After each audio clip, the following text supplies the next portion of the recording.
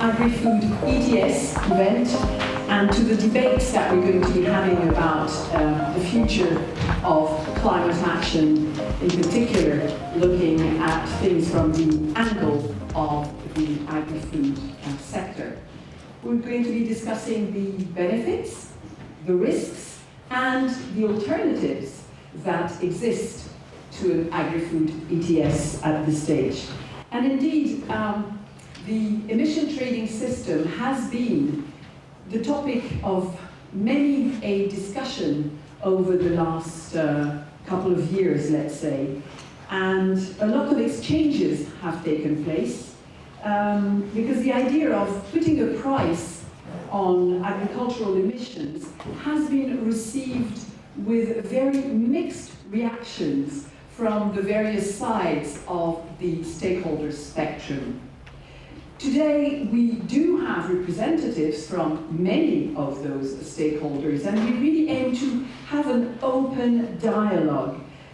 We want to try and understand better what is at stake and how these benefits and risks can be either mitigated in the case of risks or increased and really made as valuable as possible when it comes to benefits.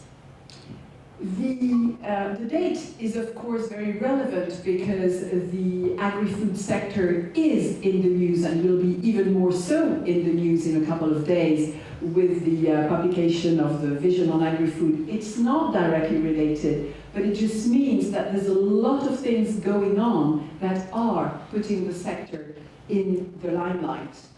The event also comes in a context where climate change is more and more impactful, but it is also more and more challenged from many sides, including from the political side, as we all know, particularly looking over the big pond in the west of Europe. So that is why the discussion today is so essential, because we need to consider all together what can, what should be done. And the high GHG emission goals that have been set for either 2030, 2040 or 2050, according to the various cases, require action. But action is not only action from the agri-food sector, it's from all of us. And it seems that the agri-food sector, for one, has not really done as much as it could have been doing over the last 10 years. And I'm sure we'll hear today some of the reasons why that is. So what's the new Commission going to do?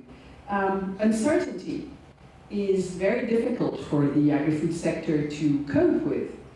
But in order to move, it also wants to know whether agri-food ETS will apply, or whether climate standards will apply, for instance, next to cap subsidies and carbon removal payments, or a mix of some of those solutions. We're still at the very beginning of discussions. We're still exploring the way to possible solutions. So obviously we will not be able to answer all those questions today, but at least I'm sure we will raise more questions that will lead to further discussions. And that also puts our very first keynote speaker under a little more pressure to paint a comprehensive picture of where we stand. So I'd like you to welcome Ms. Valeria Fodlin, who's Deputy Head of Unit at DG Climate at the European Commission. Good afternoon, Valeria. Thank you. Thank you, and then this is not working. Thank you, Florence, and thank you to the organizers here for inviting me. So as Florence said, I'm Deputy Head of Unit in DG Clima, in the unit which is responsible for all the land and agriculture, forestry related policies from the climate perspective. So our unit is responsible for the LULUCF regulation and for the regulation on carbon removals and carbon farming. We are also a bit at the origin of this ongoing exploratory work on ideas to incentivize climate action in the agri-food value chain. So I guess that's hence my participation in this event. to give you a bit of a background of where we are in the policy-making process and a bit of introductory remarks. So, like Florence said, in 2 days there will be the Commission will publish, will adopt a communication on with a vision for the agri-food sector, and one principle that is very evident to everybody now is that farmers need the support for transitioning to more climate-friendly or nature-friendly type of farming. This is not in the sense that they need to be told what to do, because farmers as entrepreneurs, they are the managers of their land, and they know the ecosystem very well, so they do know what needs to be done for their yields to continue to produce, so to have better soil health, to better manage water, biodiversity, and the ecosystem services on the land. But sometimes the business model is not there for making these efforts, and the decisions they make is part of a bigger system in which also consumers and the food sector are very much drivers. So the idea is to create these incentives all across the value chain. And then there is, of course, the question of who pays the cost of these changes in practices, which is a very difficult question, of course.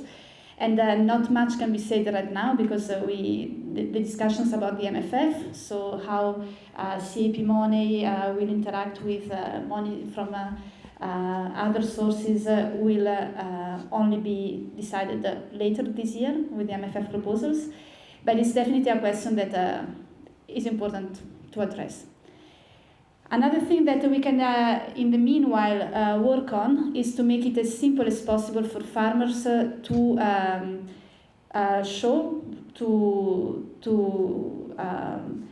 provide data and information about the efforts they're making, so that they can be rewarded for ecosystem services. And this is the idea of the benchmarking system that was suggested by the strategic dialogue in the report from September. So this group of agri-food stakeholders who published recommendations for the Commission. One of their main recommendations was that there should be a sustainability benchmarking system. So a system where data about farm sustainability is harmonized, and for a farmer it becomes much easier to benchmark themselves and their farm activities against some sustainability benchmarks. So this was also mentioned in the mission letter to the Agri Commissioner, Mr. Hansen, and will of course be something that we can already start working on. It's about making sure that when farmers provide data about their sustainability practices, they just provide it once, and they don't need to go through different reporting streams, whether it is for receiving CAP payments, or whether it is for providing data to their off-takers, to the food companies. So this is something where, from the climate perspective, we have already been working on with the carbon removal and carbon farming certification framework. We have already been working for a couple of years on a set of harmonized rules on how farmers can monitor and quantify their contribution to climate action. And actually in our team, we are mostly dedicated to this. We are not all working 24 hours, 24/7 on an Agri-ETS. We are actually working 24/7 on implementing the carbon removal and carbon farming framework.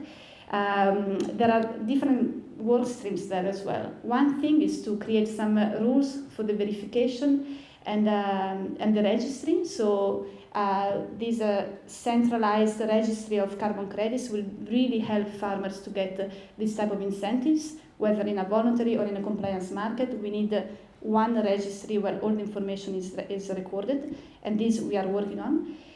We are also working on the methodologies to quantify, for instance, carbon removals carbon sequestration in soils or in agroforestry, and we are also starting now the methodology on livestock emissions. So all this is also going on. And in the near future, we are discussing with our colleagues from DG Environment how to bring in also nature credits into this framework to build on these rules. So what we are currently really seeing as a next implementation steps is this benchmarking system, even though it's not defined exactly yet what shape it will have, but for sure we need harmonized rules to quantify and to monitor what the farmers do for climate. And then in the next steps, this could become the basis for any future system of payments for farmers, whether they come from the private or the public sector, but that, as I said, it's a bit beyond what we can discuss now. So I'm looking forward to listening to your views on what type of business model can be created for farmers around sustainability, and how the agri-food sector as a whole can be brought into the picture. And wish you good discussions for the rest of the afternoon. Thank you. Thank you very much, Valeria. Thank you for already kicking off some of the thoughts, some of the train of thoughts that are going to be followed this afternoon. So we're going to continue with our second keynote speaker, who's going to continue painting the background in which we're going to operate. And so please welcome Louise van Daal Tavares, who's the fiscal attaché of the Danish Ministry of Taxation. Good afternoon, Louise. Good afternoon. Oh, do you hear me? Like this? Okay, very good. Hello, everybody. I'm the fiscal counselor at the Danish Prem Rap, and I've had the chance to speak to you today, which I'm very pleased about. Please bear in mind that I'm a government official, so this is a bit like not the thing I used to do the most, so bear with me a bit. How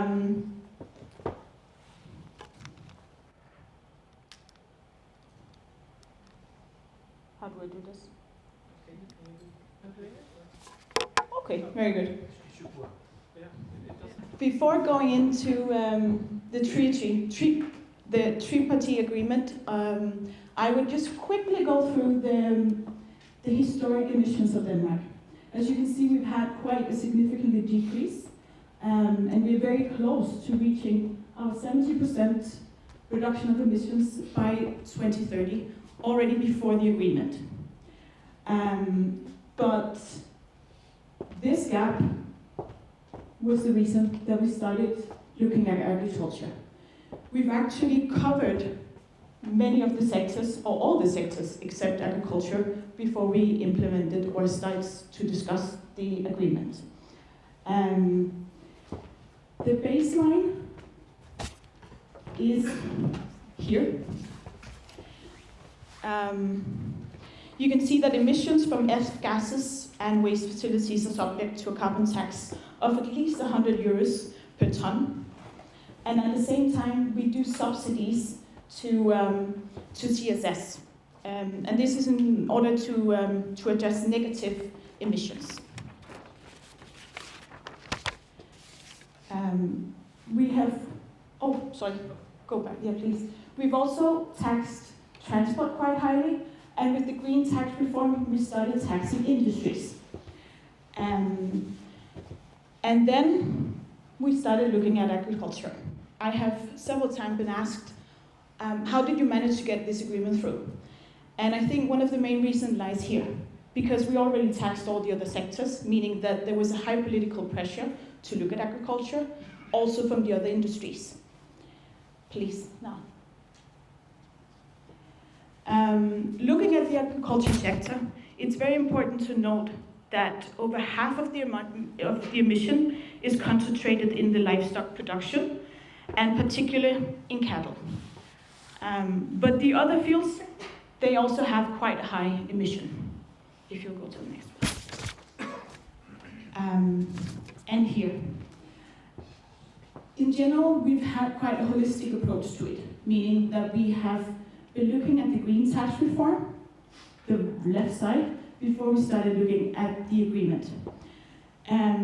The idea with the green tax reform was to have a uniform carbon tax of 100 euros per ton, applied to companies not subject to EU ETS system.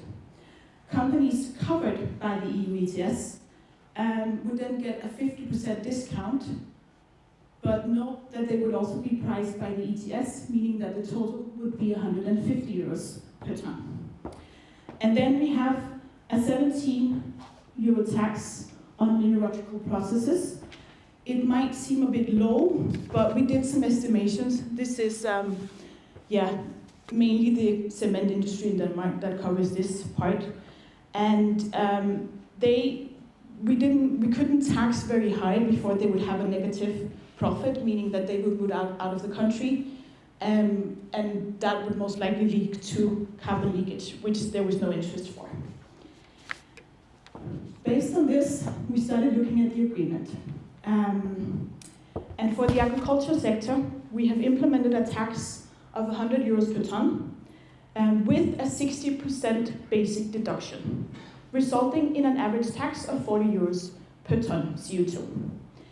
The basic deduction is, however, determined based on a benchmark of each livestock, such as specific cattle.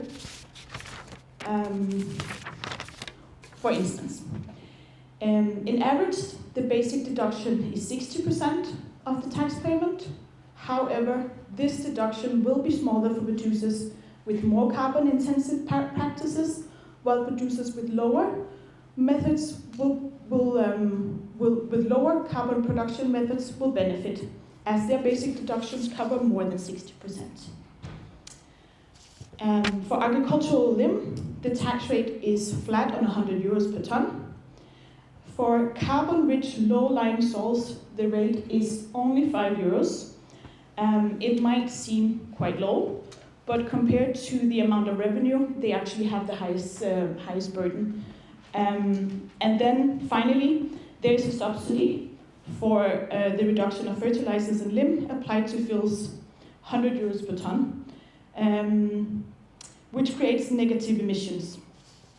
Yeah, please. Thank you.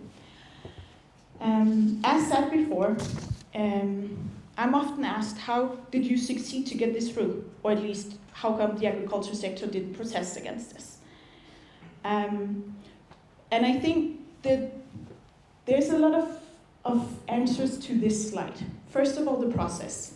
We appointed a group of experts, including university professors, but also practices from the fields. And these experts, they provided a framework that served as the foundations for the political discussions. And then next, we created the Green Tripartite Agreement, and that was established by sitting down the sector, other kind of lobbyists and other stakeholders, and where they had a discussion on how to balance the climate goals versus a competitive agriculture sector. And in June 24, they reached an agreement. Then, with these recommendations, the politicians started to review and discuss the level of taxes and the structure. And that was a long discussion. But they reached agreement in November. And now we are here where we actually need to implement it. One of the key reasons that the sector has supported the tax is because these taxes, they have a purpose. Their primary goal is to create the right incentives. And most of all, the revenue is circled back to the industry. So it's not a fiscal purpose, it's a purpose for them. And the agreement aims for carbon reductions of 3.3 tons, which correspond to 30% of the emissions from the agriculture sector. And lastly, I will conclude by discussing the implementation process. For any regulation to be effective, it needs to be considered fair in the public eye, and especially by the farmers. And therefore, there were a significant demand on the implementation framework. And for the farmers to look at this regulation as fair, we had to make up a system that would look at the specific farmer. And in the Ministry of Taxation, where I'm from, we are not agriculture experts. Therefore, we rely heavily on the Agricultural Agency. They provide us with data. So for each farm, we receive data on their size, their number of cattle, which type of barns they have, where they are housed in, and all kind of other factors. And then from the Ministry of Climate, we receive a huge matrix on the emissions, where we can go in and see, okay, if you have this specific breed of cattle and they live here, then the emission should be around this. And based on that, the tax administration sends out a letter to them requiring the tax. So there's a lot of data behind, and it's only due to a historic amount of data that we've been able to put this up in the way that it is. Yeah, so I think that's all for me. Thank you.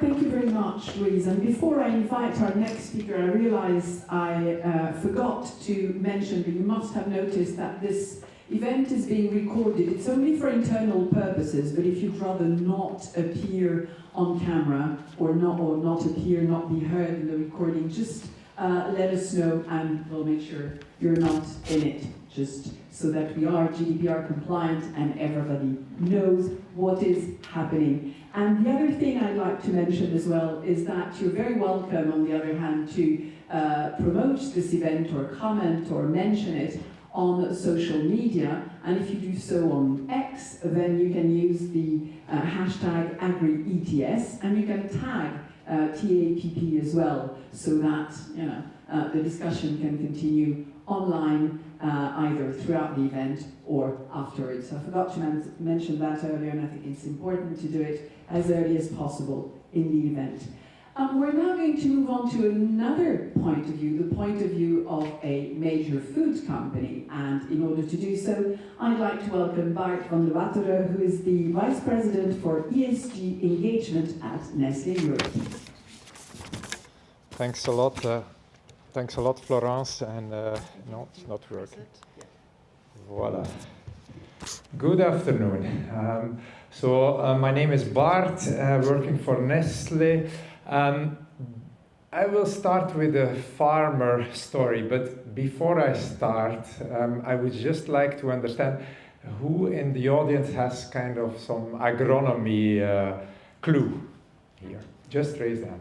Oh, wow, it's half. Okay, so the good news, well, for you, you will clearly understand the story. For the others, I try to simplify, so it means that the first half will probably have some criticism about what I tell, because it's a bit black and white, but I think I will still give it a try. So I will start with Bruce. Bruce, basically, he's a dairy farmer in the UK, but I could have taken examples from dairy farmers we are working with from Spain or France or other countries. Basically, he identified a couple of years ago an issue with the fertility of his cows. And he found out that basically the issue was the soil health. And it was a specific trace element for the experts, molybdenum, I don't know how to express well in English, that basically created the issue. So then he said, okay, I need to rethink the way how I will address the soil health here. And so basically, rather than just have pastures with mostly grass, he basically introduced other pigs, like herbs, for example, or legumes. So basically he was mixing the seeds, was applying them with new seeding machines that were bringing the seed just in the right depth, so that basically you don't need to till, so it was not basically releasing carbon in the air. So that's where it goes. The legumes seeds that he was there to fix the nitrogen out of the air. So basically also then after he had to apply less fertilizer. And then due to the methods that he was applying, he was also making sure that the roots of basically from those three classes were going deeper. So meaning as well that his soil was much more resilient to bad weather, be it droughts or be it too much rain. So when he started with this, he was completely unsure, and he got some guidance there, but he was when he looked to the pastures of his neighbors, his own pastures looked really bad, actually. So he was a bit, you can imagine if you are a farmer and your field looks like this and the neighbors is like in perfect condition.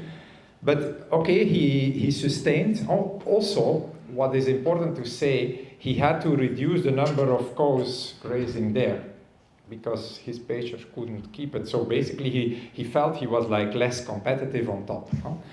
But after, and to make it very short now the story, after a while, basically, and quite some years, he got convinced because gradually it looked much better and better than his neighbors and much more resilient. He uses less fossil fuel, less fertilizers, less chemicals. The fertility was much better, much less use of antibiotics as well, very important as well. And he runs a farm that is now more productive and more profitable than his neighbors as well. So I would say it's a resilient farm now, and it has a future. The farmer is basically part of one of the cooperatives we are working since 21 years with on introducing and these practices that I described is regenerative agricultural practices. And it's a milk supplier, obviously, you figured that out as well, and it's being used for specifically in those factories where we have milky coffee, so for cappuccino, for example, it's being used. So just to say that we have these partnerships there, we have them quite a while, so we have quite some experience already on it. And for Nestlé it's not new because Nestlé is obviously from the start, from the DNA, we are dairy is part of us, and we have many brands there that use dairy or as an ingredient or it's the main proposition like in infant formula, for example. We source fresh, we source sometimes, like in this case, the milk powder through the cooperative, so it's also very different models of sourcing, and if we think about ETS and so on, this is very important because that could be challenging or less challenging. Then if you look at it from a company perspective, dairy is actually more or less 1/4 of the emissions that we have in total for our company. So basically, you know that Nestlé committed as well to being net zero in 2050. So it means that we need to really work on this one. It's very, very important. By the way, we are well on track. Last week we just announced that we achieved a 20% absolute reduction of emissions versus 2018. So we are 1 year earlier than we had basically committed to, so that's good. But then back to dairy, it's very challenging. And I would say carbon neutrality is very challenging for dairy, so we need to work on it. And we have been putting in place with some pilot farmers, some 200, a system really that has 5 main steps. 1, engaging with the farmer, but from very early on. Yes, the farmer needs to be convinced to introduce these regenerative practices, and as I said, maybe it will not look in the start, but we need to support him or her from day one. Very important, farmer engagement. 2, feed. Feed has a lot of solutions there. I will not go, half of the room knows exactly what I'm talking about. Manure management, same, nutrient cycling. Digitalization, digital solutions supporting, in essence, the farmers. And then financing, co-financing, do it together. We have Rabobank later on, so I will not focus much on that. How do we help the farmer as well? It's through a specific tool. We have a farm assessment tool that basically goes with the implementation phase, assesses where the farmer is. It could be a kind of, Valeria, you mentioned a benchmarking tool. Actually, this is a kind of a benchmarking tool that we are already using so that farmers can really know where they stand, and also not only where they stand and how much we can pay them or things like that, but notably what is the next step we need to take as well, so that it helps them progressing in their journey. Also, in the report from last week that I was telling you about, we are now at 21% of the raw materials that we are sourcing from agriculture is coming already from regenerative agriculture. So that's also just above our commitment that we had for the end of the year. In Europe, we cover like 50,000 hectares already with farmers.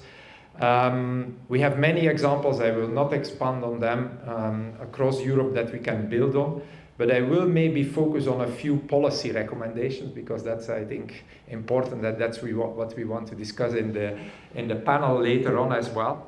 First of all, and that's maybe not a policy recommendation, it's maybe something that can be enabled by policy, is we need to work at landscape level. It's very important. You heard it already. We work with the cooperative, we need financing. So we need everybody in the landscape to work together specifically on this purpose, and introducing and transitioning and pooling resources. And resources is not just about funding, it's about much more that we can pool and make it basically cheaper to transition, but also very successful.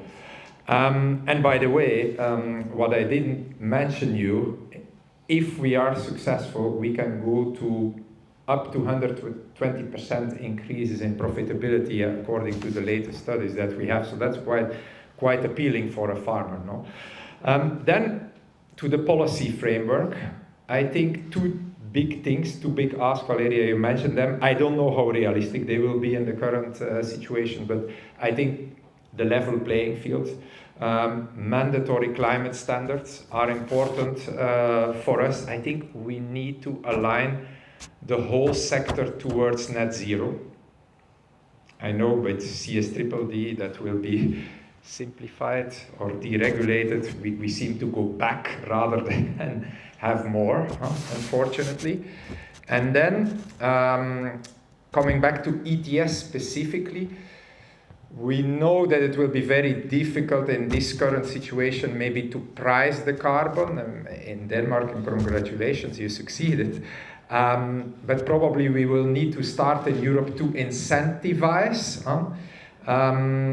and incentivize really, and looking to the soil and the soil health, because ultimately the example of Bruce also showed that soil is a great measure short term, because you have productivity, profitability as an outcome, but you also have long term resilience for the farmer. So you bring those elements together for the farmer, but also for the environment at the same time. And I think that's very important. If through the benchmarking system we can, and through the carbon pricing mechanism that you described before, we can do that, link that more to CAP on top. I think we are already putting a first step that would be very important. So in conclusion, I would say it's super challenging for the dairy sector, for ourselves included. But there is good examples. We need to pool things together and basically make sure that we can create this sustainable future in dairy, and it's possible. So let us finish on that note, and I'm sure in the panel we'll have more discussions. Thanks.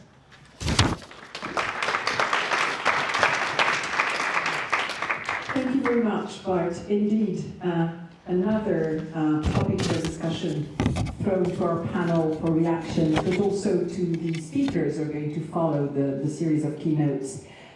So it's a pleasure now to welcome one of our hosts, Jeroen Wemmers, and Jeroen is, as you all know, the director of TAPP. So over to you. Thank you very much, and also welcome to all of you. Thanks for coming here. And we organized it together with Rabobank and FoodDrinkEurope, as you see in the logos. But indeed, I started this conference because I believe in Agri-ETS. So it's my role to inspire you and telling you that I believe it's possible. I have a background in agriculture and climate. I worked in several organizations, food company representatives, but also environmental NGOs. And for instance, I worked at the fair price for milk in the Netherlands so dairy farmers are paid 5 cents per liter extra to enable them to work in a sustainable way. So I know farmers need more money, to realize ambitious climate and environmental goals. So this is successful, and I believe that an Agri-ETS system can help farmers to deliver it. So, and yeah, does it work? Yeah, great. Yeah, it works. Oh, sorry. This is going too fast. Yeah. So first on my organization, a bit words. So now we have 80 partners, some NGOs, but also some food companies, different farmer organizations in the Netherlands as well. And we are represented in 10 countries in the EU. And we have some partners who also represent a lot of companies like Ecopreneur. We advocate for a true price on meat and dairy, basically, that those prices can go up, but it can be also an advantage for farmers if they get more money from consumers and food companies.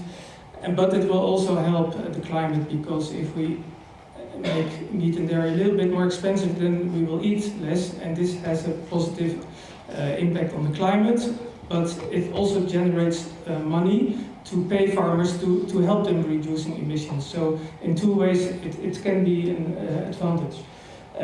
So yeah, we are active on different levels in the Netherlands, in the EU, at global level. But now we go to the next one. Yeah, so today we're here because of the climate goals for agriculture and food. This is a common challenge. And as you may know, 80% of the EU food consumption is linked to meat and dairy. So this could be a reason to also focus ETS systems on dairy and food companies. But it could be also a reason that all food companies could be included in a potential new ETS. So the emissions from the agriculture sector the last 15 years did not reduce very much, only 5%. And as you see, according to the some science and expectations, so the emissions will be reduced in the future only a little bit if you see so what is already committed to and what is the new policies. So we need new policies to help to go to the direction of climate neutrality, net zero. And that's why some new studies are done on the potential of ETS. So there is no pricing mechanism in the agriculture and food sector. In 2027, all economic sectors in Europe will have a pricing system in ETS. So it's ETS 1 or ETS 2. But so the agriculture and food sector, they're the last sectors without pricing. So it makes sense that in the future, after 2030, this sector is also included. And we all know that ETS is really effective, and it's really doing what it's expected to. And so it's also a bit unfair towards other sectors. That's also the reason why in Denmark there was a lot of pressure on the agriculture sector. You don't have to lag behind. We also need you to reduce emissions, because when other sectors go really towards 0% emission reduction and agriculture stays the same, then the relative share of the agriculture and food sector is growing every year. So it's not really fair that this is not targeted, and it's also not efficient, and because it can be quite cheap also to change some things. So we need more action, and it's also global Chefsache. So Ursula von der Leyen and Rob Hoekstra, they're always telling other countries in the world, yes, we have an ETS, it's really working, you should have it too. And Rob Hoekstra also said in his hearings that it should be for all sectors in the world. And ETS systems, they really work at global level, not in all countries, but the blue ones are the ETS systems that are in place already. The red ones are carbon pricing systems, so it can be also taxes, but they work. Not for agriculture, but for energy and industry. And this is what the EU Commission presented last year. This is the 2040 climate goals sheet. You see the yellow color, that is agriculture, and you see that it's, it should go down too, but it's not really reducing a bit, and it's compensated by removals. But it should go down also a little bit, of course, as also the Bart told from Nestlé, that it's possible to reduce emissions in the food sector too. And another good reason to have an ETS is because we also have competition goals. You know, the Draghi report, and combining this with the climate goals means that an ETS system could really combine both goals. Because an ETS is a market-based system, it works at lowest cost, so companies can decide themselves what they will do to reduce the emissions.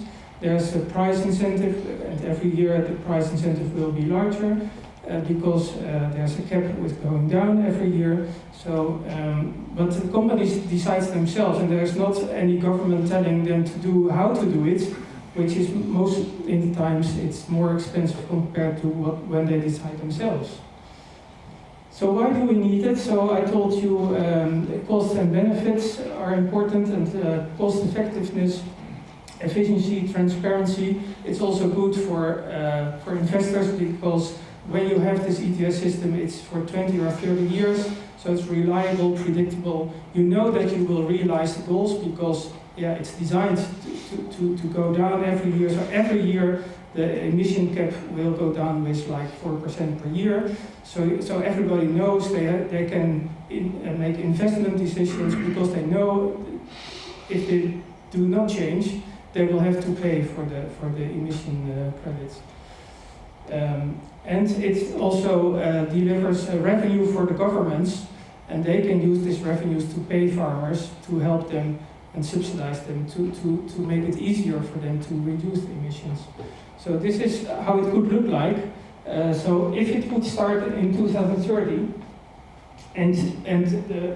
so for instance, if it would be a system for dairy companies and slaughterhouses, this is the scenario that was also included in the report commissioned by the EU Commission from Trinomics, and with most support from stakeholders in the EU. If it would be like this, then they have a ceiling of emission ceiling in 2030 245 megaton, and every year it will go down, for instance, with 4%, and then you can have an 80% emission reduction by 2050. So this is how it could work. Maybe it will be another decision, it will be maybe another ceiling emission goal, but this is how it could work. And it's similar to ETS too, so the emission trading scheme for transport and buildings. As far as I know, this is an annual linear reduction factor of 5.1. So for the agriculture, it's even less compared to other sectors. So it's not too over-ambitious, it's just what is possible. It's ambitious, I know, but it can be, it could be. And there are a lot of mitigation technologies, what could be used by food companies, but also of course by the farmers. You can see here at the left side some different options. And I used this picture from a report of Agri-food. They presented it last week here in Brussels. And they made a report which also showing what emission reductions in the agriculture and land use sector could look like. So in 2045, if there would be 60% emission reduction, it could be used by peatland rewetting, which is a relative cheap option. It needs subsidies for the farmers, but yes, then you can realize a lot of emission reduction. But there's also in fertilization and livestock mitigation technologies, but also livestock reduction. According to them, this is what is needed also for other goals, because they also look to health, EU health policies and environmental policies, not only the climate policies. But by reducing livestock, you will have a lot of land use area made available, which is not needed anymore for animal feed and can be used for bio mass production, replacing fossil fuels. And it can be used by reforestation. And in Denmark, 10% of the agricultural land will be used for reforestation first. And at EU level, this is also needed. So you can see that here, there will be more forest land. It's only 2% at the EU level, but and some other land changes. So this is how it could work. And then you can, if you do this, then you will realize the EU climate goals, according to this report. And ETS can help to work towards those impacts. So why do we need it? It's a flexible way. You can reduce climate targets at lowest cost possible. It will boost a lot of innovation, clean agriculture tech, bioenergy, plant-based proteins, of course. Companies can also sell excess allowance. So if companies did invest a lot in greenhouse gas emission reductions, then it will not cost them money. They can sell it to other companies who grow or have other reasons to buy it. So half of the companies, they will net benefit. Maybe Nestlé will benefit because they do a lot on emission reductions, but maybe some others will have to do more. And it will also protect farmers against cheap imports from meat and dairy from countries outside the EU if you have a CBAM import tax on meat and dairy. So it's, yeah, and this will also be fair, and I think this is also what farmers expect from the EU Commission to protect them against cheap imports. More benefits, it's encouraging healthier, sustainable diets. It will also support climate neutral practices. It's lower cost compared to obligatory climate standards. That's what I expect, but I think most scientists will tell you. And there will be also less political and farmer opposition if you choose for a downstream ETS. It will not be the farmers who have to be part of the ETS, but the food companies. And of course, the food companies, if they want to reduce the emissions according to this ETS, they will need to pay farmers more money, otherwise the farmers cannot reduce the emissions. So this is the incentive. I think it will work, it will benefit farmers.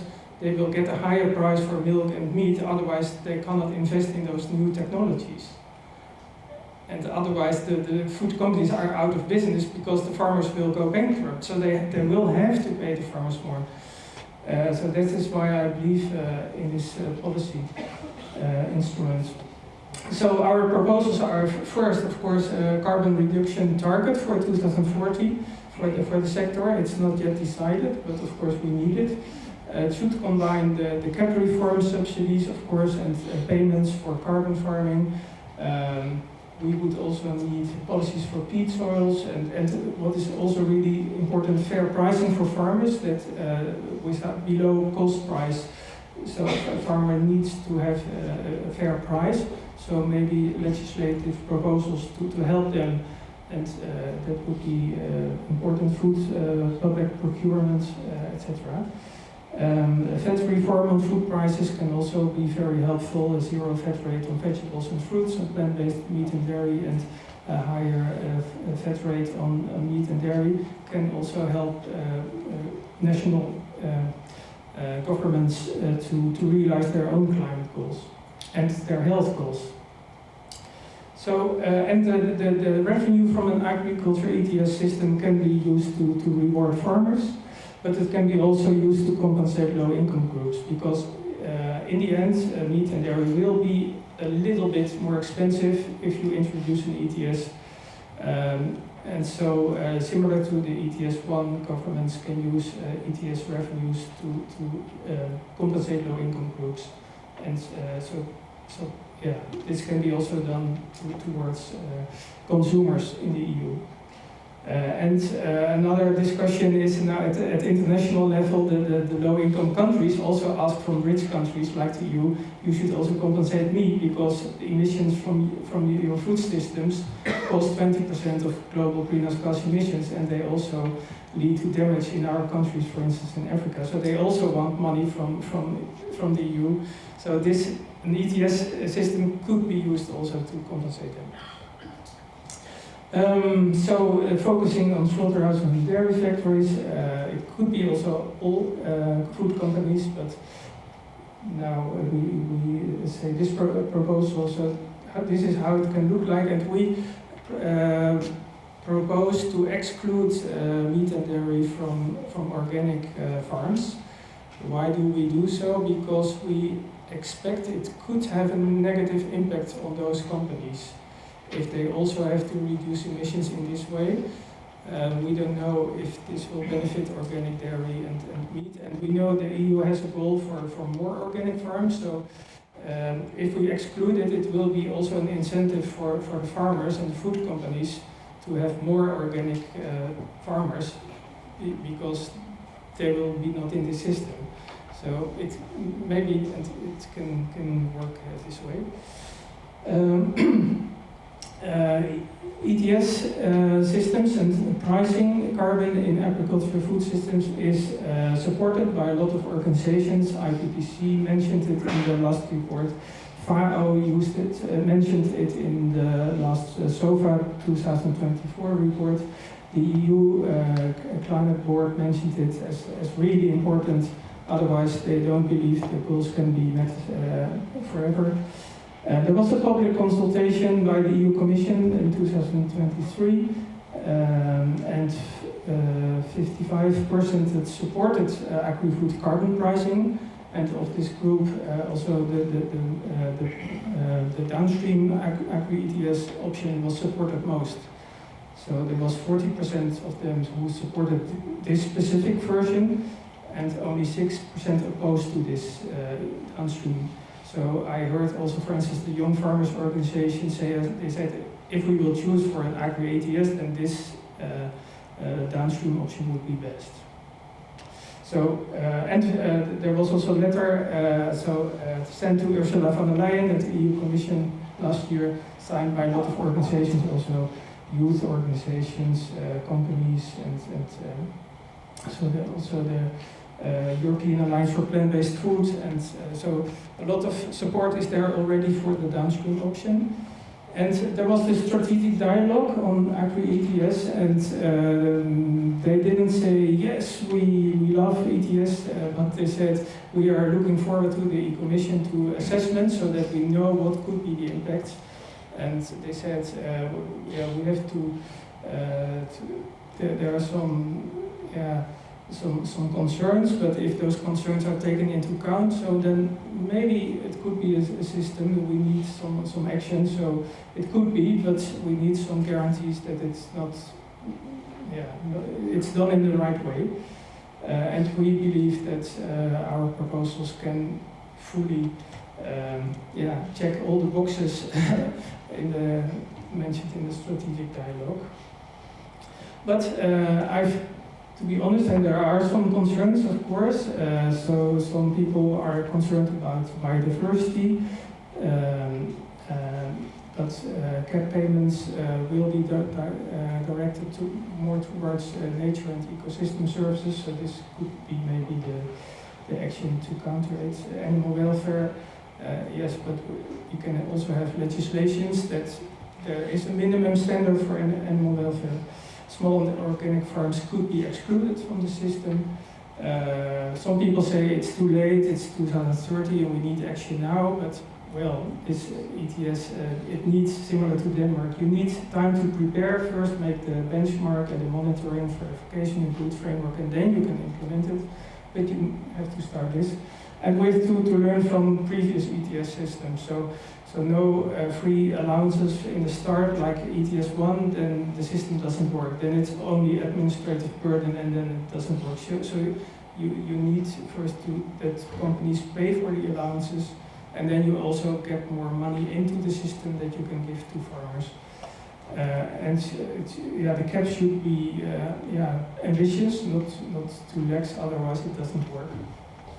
And do we need a standalone system like ETS3, or do we have an ETS system for agriculture and food that is integrated in the existing ETS 1 or 2?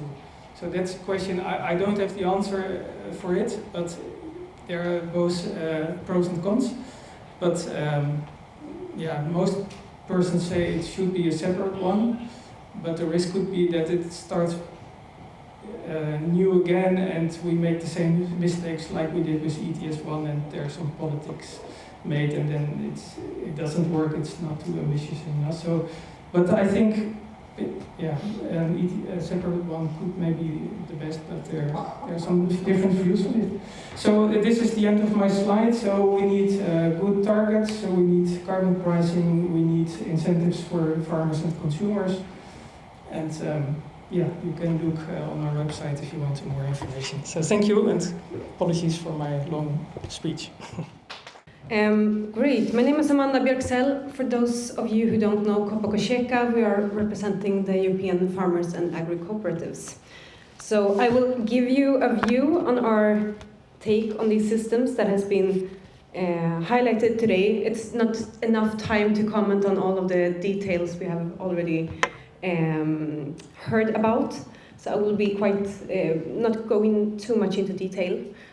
Firstly, I would like to say that I'm honored that we are here today and can continue this discussion with you on a topic that is very crucial not only to the agricultural sector but to the heart of our and to the commitment of our shared climate goals within the European Union. We know that agriculture is at the center of these commitments to reach net zero, to reach climate neutrality, but we also know that agriculture is essential for our rural communities, for community building, for our food systems, for food security, and also for the health of our environment and our biodiversity. And I think we need to keep all of those aspects in mind when we speak about those mitigation systems. So we will, of course, contribute. Agriculture and the agricultural sector will, of course, work with climate mitigation and adaptation. The question is, how will that look like? Which kind of mechanism do we need? Is it an agri-food ETS, for example, as we have discussed today? Is it a climate tax, as you have started to initiate in Denmark?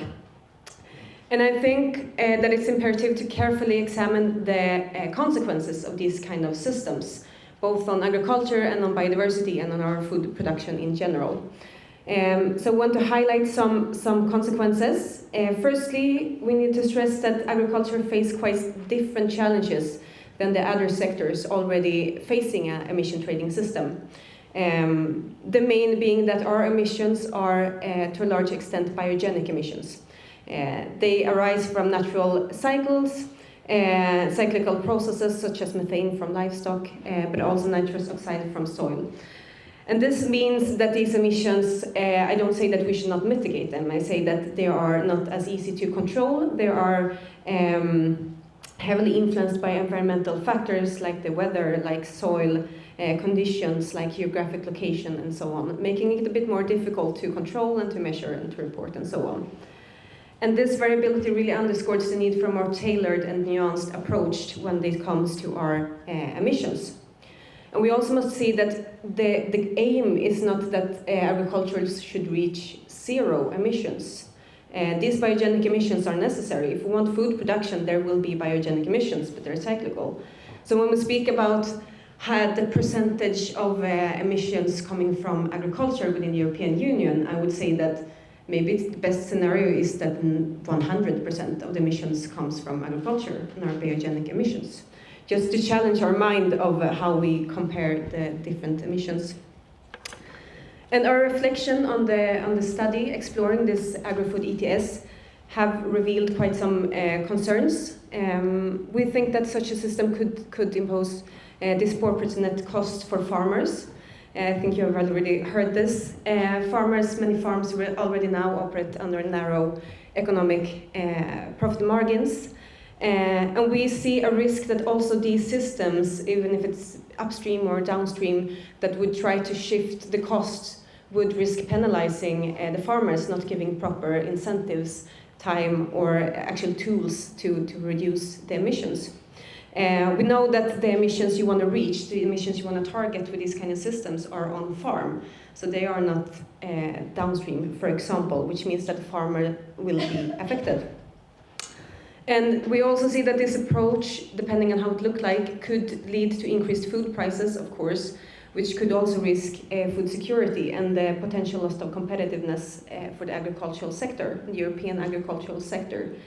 And therefore also, I think we have to address emission leakage.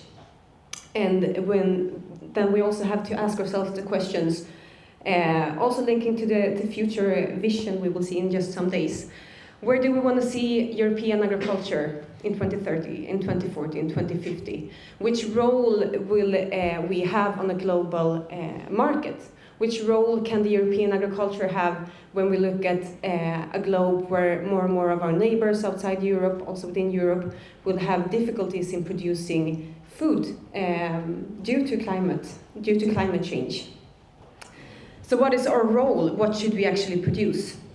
And then we must also recognize that the emissions from agriculture being biogenic, but they're also quite diffuse. So when we speak about the other ETS sectors, we have often larger industries. And now we talk about millions of small and medium-sized farms. Also have larger farms, of course, but there is a great variety. And unlike more centralized industrial facilities, we cannot just only shift to a low-carbon technologies and alternatives. It's not like the transport sectors where we know we have alternatives we can shift now. There are, of course, a lot of things we can do, but that will require significant investment and time.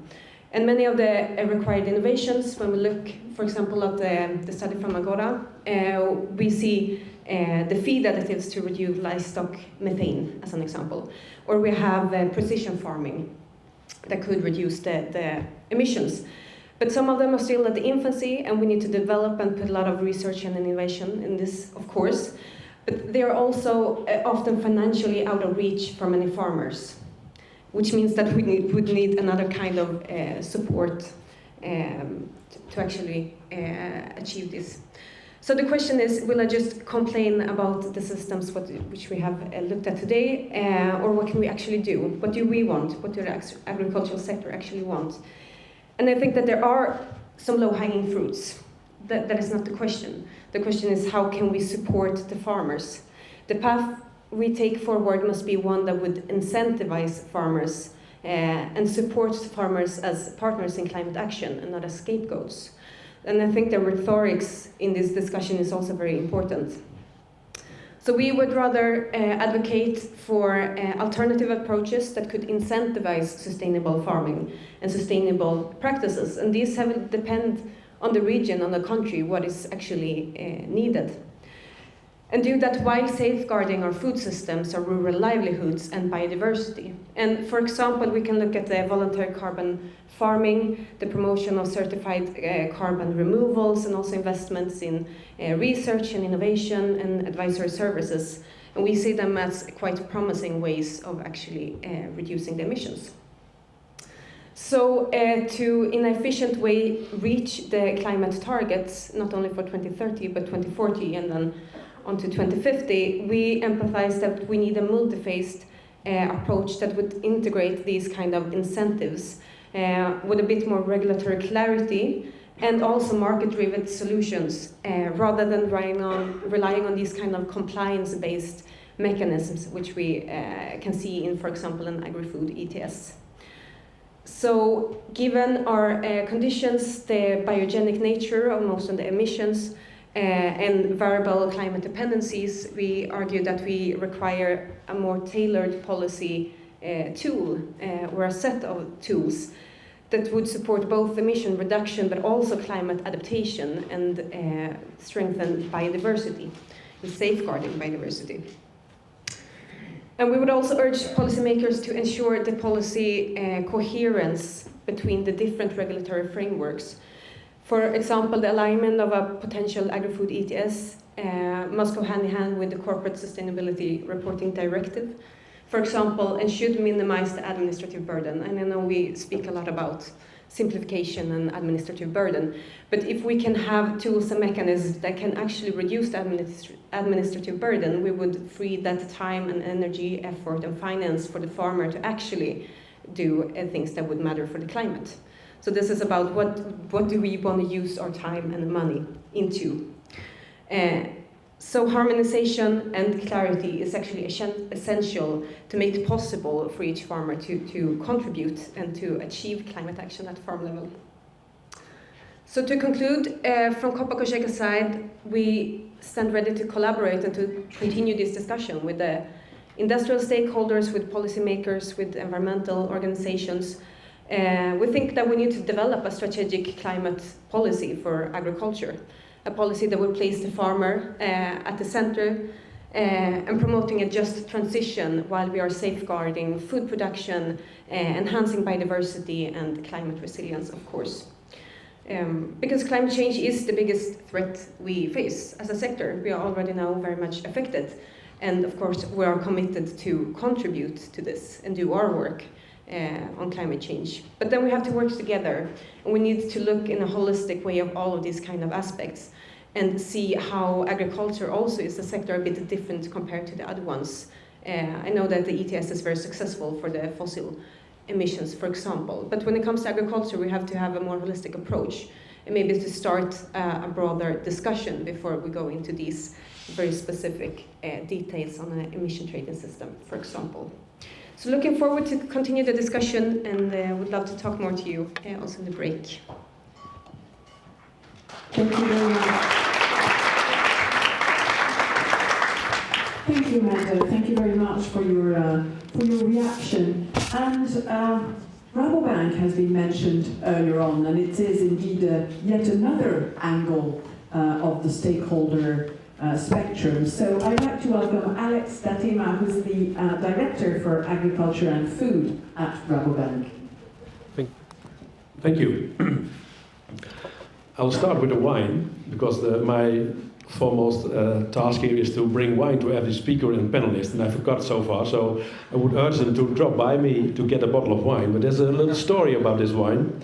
It's a Dutch wine, and I'm not going to say it is a positive or negative impact of climate change, but that we have Dutch wine is indeed an effect of climate change, so we have to really be sure of that. But for the panelists and the speakers, drop by me for the bottle of wine. Well, I work at the Rabobank in the Netherlands, but I'm also a dairy farmer in the north of the Netherlands, so I try to make always the contact between the practice of farming and working in the bank. Yes, we are indeed involved in climate change, and even the source Rabobank, like all the banks, we look at our financed emissions. That's how much of the emissions of CO2 can we link to what we finance. And if we look at the Netherlands, the agriculture sector is top.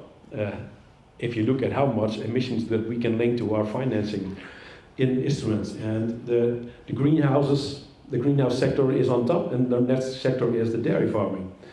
So from the policy we think we have to look at the sectors and say, what can we do? What is there to be reached, and where do we move? And for a bank, you have two options. I always say it's quite easy. If you want to reduce our financed emissions, get rid of customers with high emissions. That's quite easy for a bank, but that's not our goal. We want to be a food and agri bank in the future, so we want to talk to our clients, our customers, and help them to reduce their emissions. Not by saying to them, well, find another bank, but stay with us, and we will try to help you to reduce your emissions. That's our mission if we look at Rabobank as a food and agri bank in Europe, in the Netherlands, but all over the world. If I look at Europe, especially at the Netherlands, I think one of the most things that is missing right now is that there is no incentive for most of the individual farmers to do something. Every farmer, like every citizen, knows that we have to do something about climate change. They have to reduce our CO2 emissions. But on farm level, there's no issue. There's not an incentive to do it, because we have agreements on what we have to do on the national level. But translated to the farm level that they did in Denmark, we never did in the Netherlands. So the farmers in the Netherlands more or less stay still. So I think the first step that we have to take is to bring, if you have If you want to bring down the CO2 emissions, you have to set a goal on farm level so that the individual farmer is starting to move.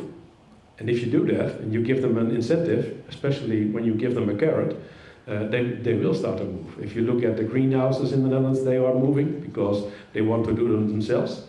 But if you look at the dairy sector, you just heard something from about Nestlé, but Friesland Campina, a large cooperative dairy and industry in the Netherlands, they pay their farmers a higher milk price for farmers who bring down the CO2 emissions on a liter of milk. And the farmers react within a year. They will start to bring down their emissions.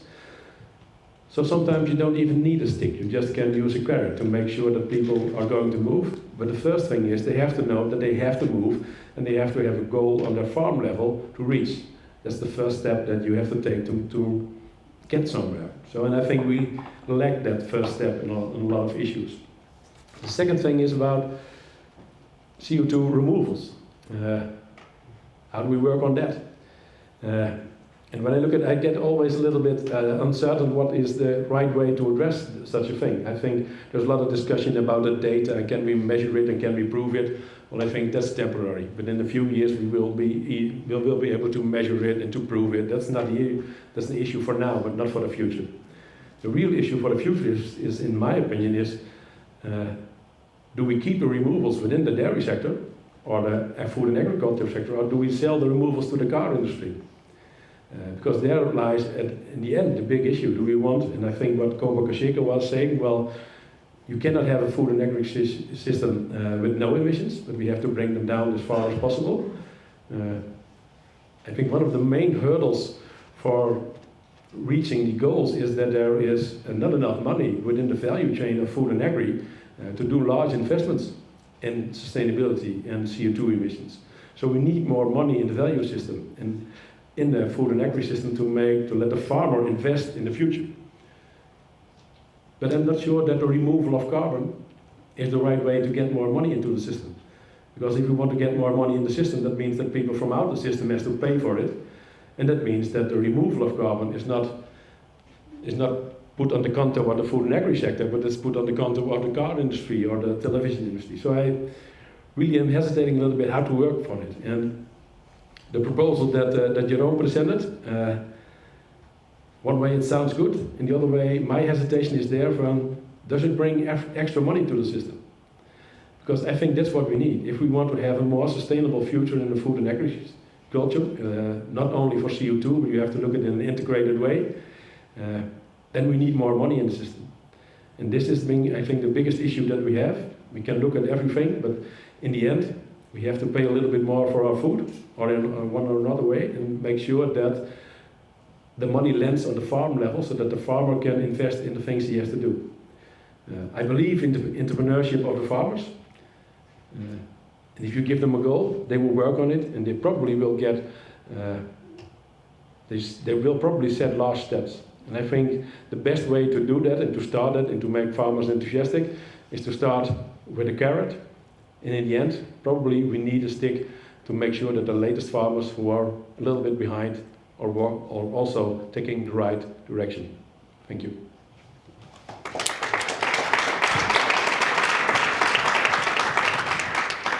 Thank you very much, Alex. And I'd like now to invite Torsten Hasford to react. And Torsten is the chief economist of the green think tank Concito.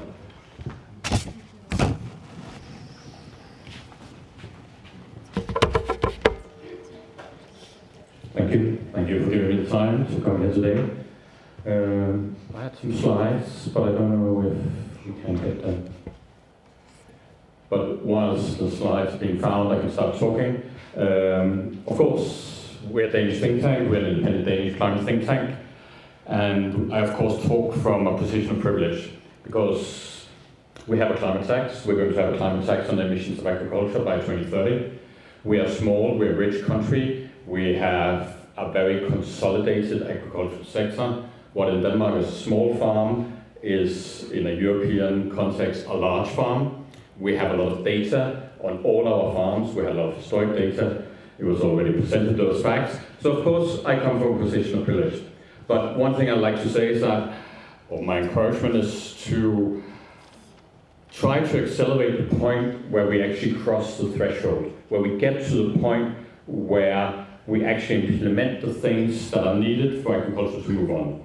Because I've followed this debate in Denmark for the last 4-6 years about agriculture, and as long as you're in the space where you're discussing things, there will be a lot of boogeymen presented, there will be a lot of uncertainty, but as soon as you get to the point where you actually start implementing policies, things start to consolidate. Things start to become clearer, also to the farmers, because to Danish farmers today, it's a lot more concrete than it was 2 years ago. And I'm sure that it's not something that's grown in their own garden, it's not something they wished for, that they had a carbon tax, but now today, they can actually see what they're going to expect. They can actually start planning to what they're going to expect. And they start looking for the solutions that reduce their emissions. Because before you reach that point, before you get those policies, you are in a limbo, which creates a lot of uncertainty, which creates a lot of protests, really. So my encouragement would really be to move forward to that point. But I was actually going to talk about on the Trinomics report, which we have actually looked into, which is great work by you, and we are very impressed with what you have achieved, and we very much support the idea of an ETS, and I can only repeat what Jeroen also said, that very much in agreement with most of the things that you said, that it's very important that we actually create a solution space, that we create a space that involves the farmers in trying to make those solutions. And there's no silver bullet for farming. But then again, I was in the energy sector for many years, and if we look back 10, 15 years, there was no silver bullet in the energy sector. If we look at the energy sector now, it seems obvious what the solutions are. We have solar, we have wind, it's cheap, batteries are coming. But if we go back 10 and 15 years, the energy sector looked at this problem and they said, how can we ever? We need our coal plants, we need our natural gas plants. The same will happen to agriculture as soon as we start creating the solution space, as soon as we face the farmers with incentives. And those incentives can, of course, be the carrot, but I also believe that the stick will definitely have to be involved in that aspect. I'm now going to rush fast. I think I was only given 6 minutes. I've probably already eaten quite a lot of that. But can I move forward? No. Click. Yeah. Yes. So, yeah, it's been said before. Few emissions in agriculture and a cap, as our own studies show, have proven ineffective at reducing agricultural emissions. But that's maybe not saying that a cap needs to reduce agricultural emissions, because there are many wishes, many desires for the agriculture, organic farming, regenerative farming, and maybe that is the purpose of the cap, of supporting these things. Maybe we need something else to reduce emissions. And the question that you should keep at the top of your mind is, when someone talks about agriculture, you need to focus on how will what you're saying reduce carbon emissions. Because when it comes to agriculture, we often get distracted by other things. And those are not unimportant things, but we get distracted by things such as life in the countryside or biodiversity. And those are important things, and we need policies that support these things. But when we're talking about carbon reductions, we need to focus on how will what you're proposing reduce carbon emissions. And sometimes we tend to forget that when we talk about it.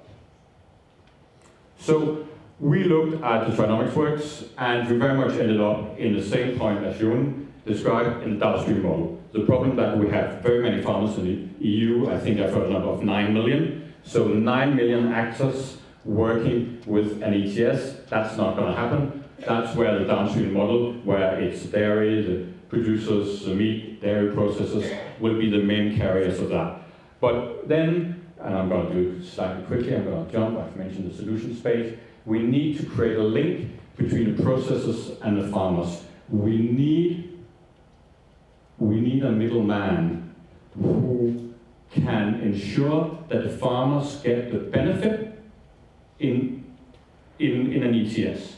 Effectively, we can see 3 pathways of how reductions are going to come about. One of them is, of course, we introduce an increased cost on producing high emission foods.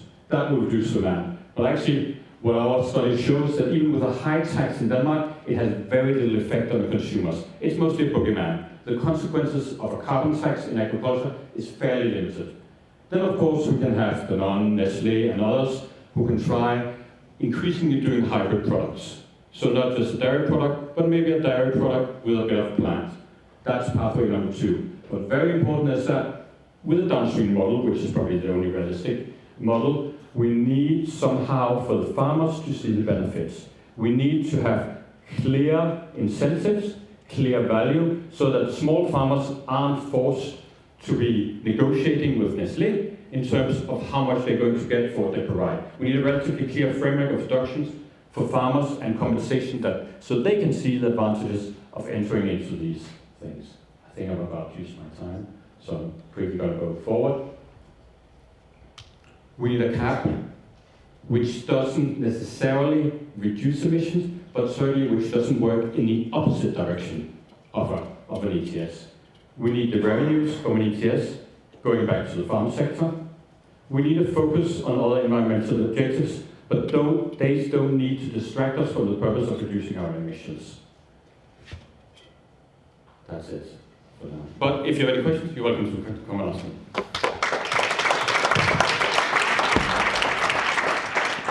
Thank you very much, Torsten, and indeed there will be opportunities for questions to you directly during the coffee break, but also to our...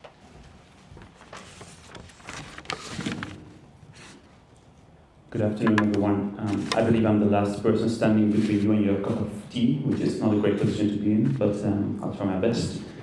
We're all we have a lot of anticipation waiting for the vision for agriculture and food, of course, by the Commission that's supposed to come out in this week. But I thought since we're waiting for that one, I might share with you a little bit of EEB vision for agriculture and food and the climate. As we've heard, agriculture suffers the consequences of the climate crisis in many forms, from erratic and extreme weather to the depletion and the degradation of the natural resources upon which it depends. So tackling the issue of climate change is really in the best interest of the sector. 90% of the EU agricultural greenhouse gases come from just 3 sources or activities. Methane, mostly direct emissions from animal rearing, which every year emits more than twice the amount of greenhouse gases that Belgium as a country does. Nitrous oxide from fertilizer use, which is emitting at about the same rate as Belgium. And CO2 from the peat soils that have been drained and depleted, mostly for agricultural use. Anybody want to guess how many Belgium's worth of emissions?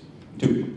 So now you know EU agricultural emissions with Belgium for scale.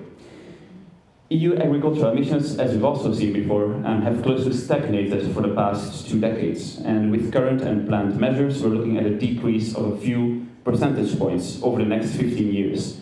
And this, of course, is nowhere near the reductions that we need to get the agricultural sector on track with climate neutrality for the EU by 2050.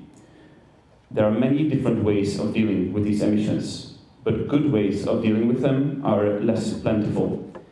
The temptation of resorting to technological solutions as a panacea for all problems is very strong.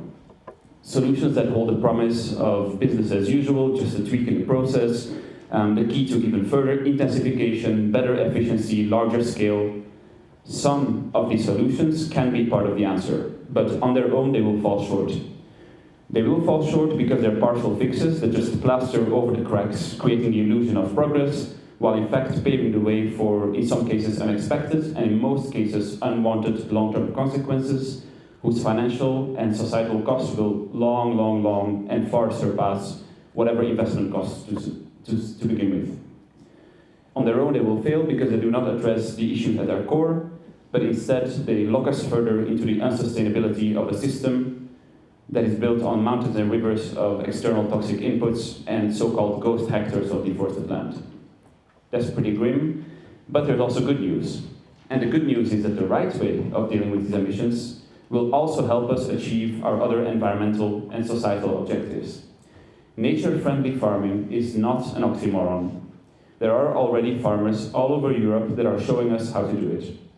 There need not be trade-offs between improving the health of our environment, the stability of our climate, the well-being of our animals, and the prosperity of our farmers and consumers. We need to rear way fewer animals and do so in healthier and more natural ways.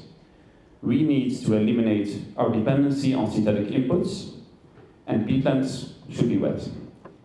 It sounds pretty simple, and it's also achievable with the right measures. Studies show this. We can feed Europe with healthy and sustainable food and produce the inputs for a bioeconomy, all while drastically reducing our negative impact on the environment and on the climate. But for that, we do need the right policies in place. And so when we discuss different policy options, we would argue that we should keep in mind that we want to achieve all of this and not just some. So not emission reduction in isolation, but steep emission reductions in a context where we restore our natural environment so that farming becomes resilient and maintains the natural resources it depends on to be viable in the long term. So climate measures need to be part of that bigger picture, in which we address not only what and how we produce, but also what and how we consume, where our food environments are shaped to nourish us and the planet back to health and away from disease. We have not forgotten about the Sustainable Food Systems Law, which was promised 5 years ago, which would be a great step in this direction. There may be different policy options that can achieve emission reductions. We could see how mandatory climate standards would be useful, we could see how an ETS could be effective, but regardless of the policy design, here are 5 guiding principles. 1. Without the guiding star, we do not know where we're going, and that's why we need an ambitious and binding 2040 target for agricultural emissions. 2. This target should be a gross emission reduction target, which means that it separates reductions from removals to make sure that the latter does not replace the former. 3. Fix existing policy that is currently broken. We have an industrial emissions directive, which regulates farmed animals. It does not include cattle, it does not have emission reduction targets, and it covers only the very largest operations. Fix it. We have applied emission pricing to the emissions generated by the production of fertilizers, applied to the emissions caused by their use. We have a common agricultural policy, which continues to turn public money into harmful subsidies, supporting large-scale industrial animal farming, input-dependent agriculture, and conventional agriculture on drained peat soils. And yet we're here talking about pricing emissions, which does make a lot of sense. But I do think it is a little bit weird to subsidize emissions with public money and then price them to reduce them. That would be like subsidizing the production of fossil fuels to then tax their use. Which is an absurd thing we're also doing, by the way, so we should fix that as well. If we address all that, then what is left for a new policy instrument to address? 4. All of that is not to say that there may be not a use for a new policy or an instrument, but just that we should not forget about what is already there and what should be fixed. And that given the slight urgency of the matter, we might want to consider the time aspect and see if fixing existing policy might result in faster and more straightforward improvement than designing and negotiating new policy and instrument from scratch. 5. Finally, as I've said before, any new or improved policy will have to aim for a holistic transition of the sector. Policy must not drive Europe further down the path of intensification and external inputs, as emission reductions along that path will not be enough to ensure a resilient and healthy future for EU agriculture, where the environment, animals, and people can thrive. Thank you.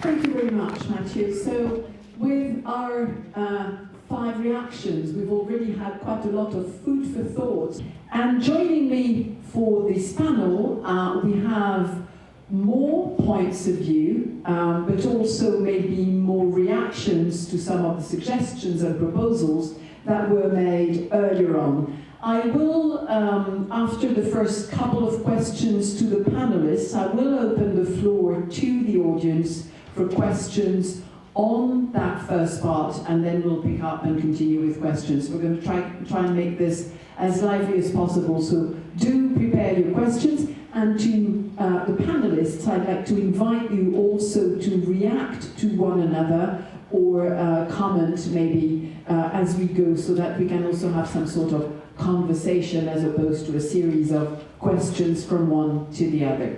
So joining me for this panel, I have next to me Catherine Helen, who's the Director for Environment and Sustainability at FoodDrinkEurope. Next to her, you already know Jérôme, who's presented earlier on, and he's the Director of the TAPP Coalition.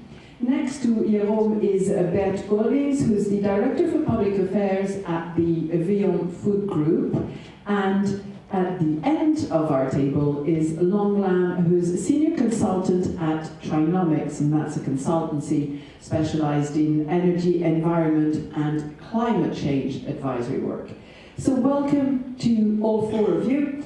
And as I said, we've had already quite a few proposals in the presentations before, but I'd like now to hear your reactions, your views. And I'd like to start with the same question to all four of you, to know what you think is the best instrument, or the instrument that is best adapted to meet the climate change targets that have been set for 2030 or 2040, depending on the specifics. And maybe I'll start with Long, because Torsten mentioned just before the break, he mentioned a report that you have published, and I think it could be interesting to have your view from that angle. Yeah, sure. Just press the... Okay, oh, when it's green, it's on. Thank you. Yes. No, thank you. Thank you, first of all, for having me here. I think I know some of the faces of you in the crowd, and some of the faces are new. That's partly because, I was indeed leading the study that was published in November 2023 for Valeria and her colleagues on, let's say, a potential exploratory study on pricing greenhouse gas emissions in the agriculture sector, as well as ways to link rewards of carbon removals to such emissions trading system. And at the moment we're working on a semi-follow-up, I would say, because we're also looking at broader climate incentives for reducing greenhouse gas emissions in the agri-food value chain. And so throughout all these studies, I would say that I have a background in carbon pricing, emissions trading, and what I always say is that carbon pricing is a tool. It's a means to an end. It's not pricing, which is not the goal, but to achieve an objective. And the problem, or at least the curiosity with carbon pricing, is that it is never really always the best instrument, but almost always the second best. As in, if you know exactly what you want and what you want to achieve, then you don't necessarily need carbon pricing, because as some of the speakers also said, it's a policy instrument of choice, of choosing, of allowing companies to choose how to reduce their emissions.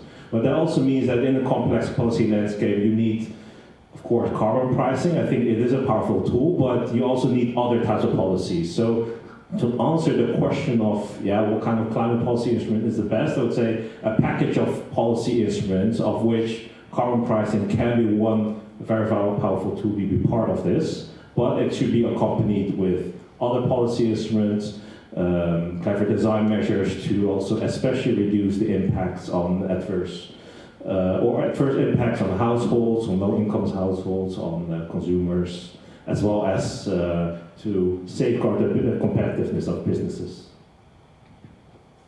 Thank you.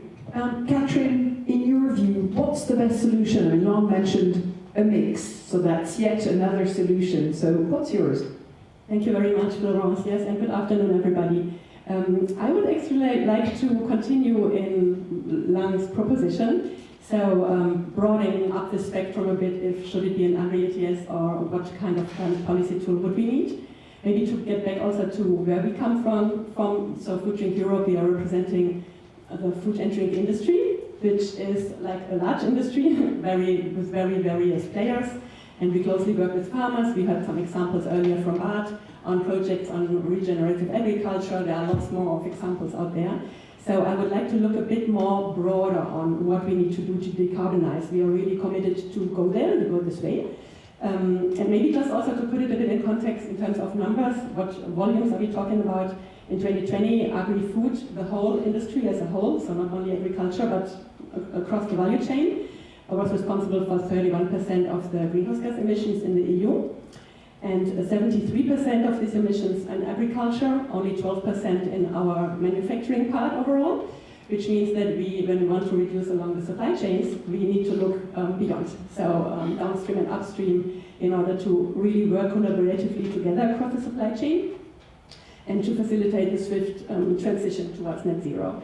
So that's why I would like to also, go a long way a bit about having a mix of very different policy measures. Some of them are already in place, some need to be much more strengthened, that address the following issues. So we just conducted a study with an thesis, a consultant, and there are Mary and Giacomo in the room representing them. It's still in the final phases of drafting, so it's interim results at the moment, looking at our net zero pathway overall, and where we found the greenhouse gas emission hotspots in areas that were already mentioned earlier today: energy and fuel use in the manufacturing part, energy and fuel use on the farms, land use change, of course, a big element, enteric fermentation, manure management, and fertilizer, both production and application. So across all these sectors, we were then also looking, our consultant and thesis, the team was looking then at the solutions.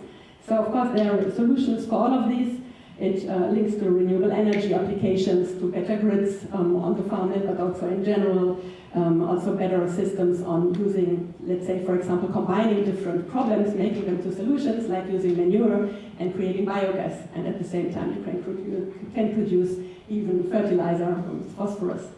So, optimizing and reducing emissions across all these different fields.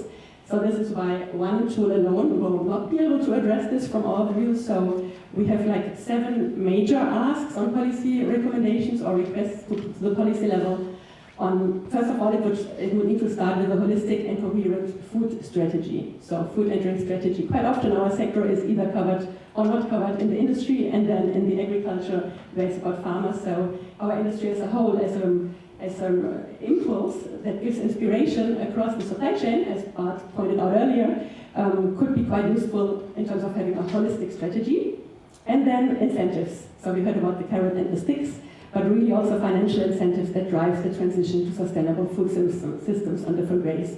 Common agricultural policy, there could potentially be more measures devoted to climate action that links the payment to these. There's the decarbonization accelerator coming along with the Clean Industrial Deal. Are there incentives also for the food and drink industry and processing?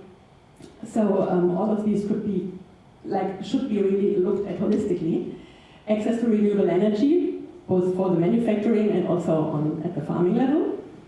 And then number 4 would be enabling innovative decarbonization technologies. We heard a lot about some innovations that are still in the first stages, but some are already more involved, like for enteric fermentation, adding some specific feeding elements, or there are lots of innovations out there that could improve the fertilizer application and also the fertilizer production using more renewables.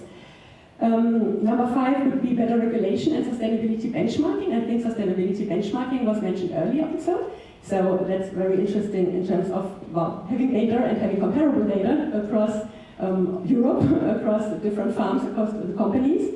And we hope that it would also help farmers, so help both farmers and the food processing industries along.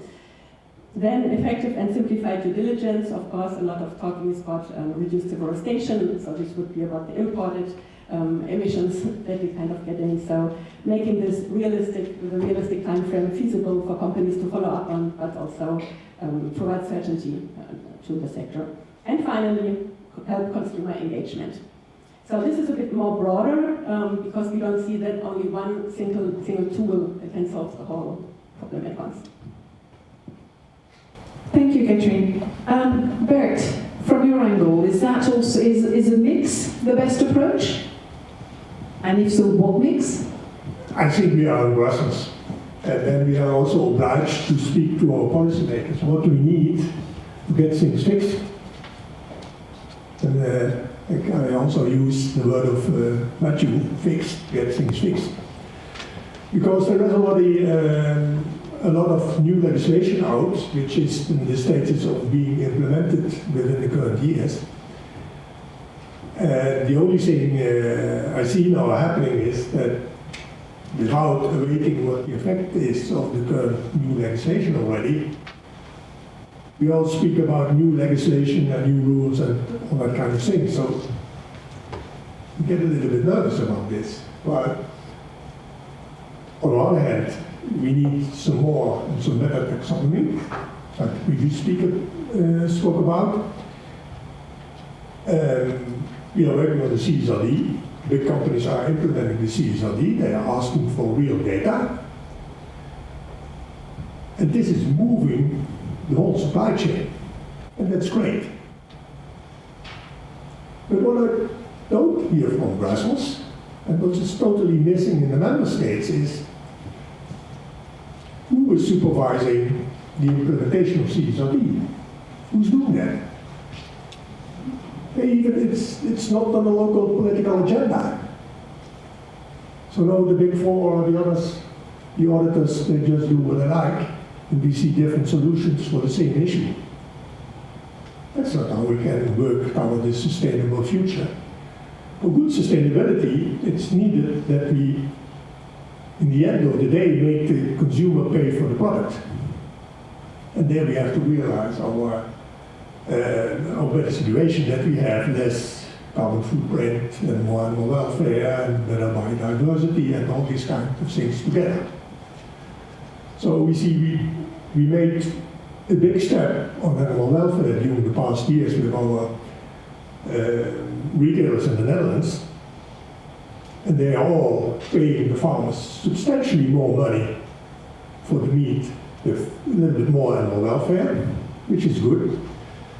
And the same parties who were driving this issue during the past 15 years, they're asking us now, okay, then can we do the same for carbon, which is going to happen. That means also that the farmer will get paid for it. And that's where we need to go.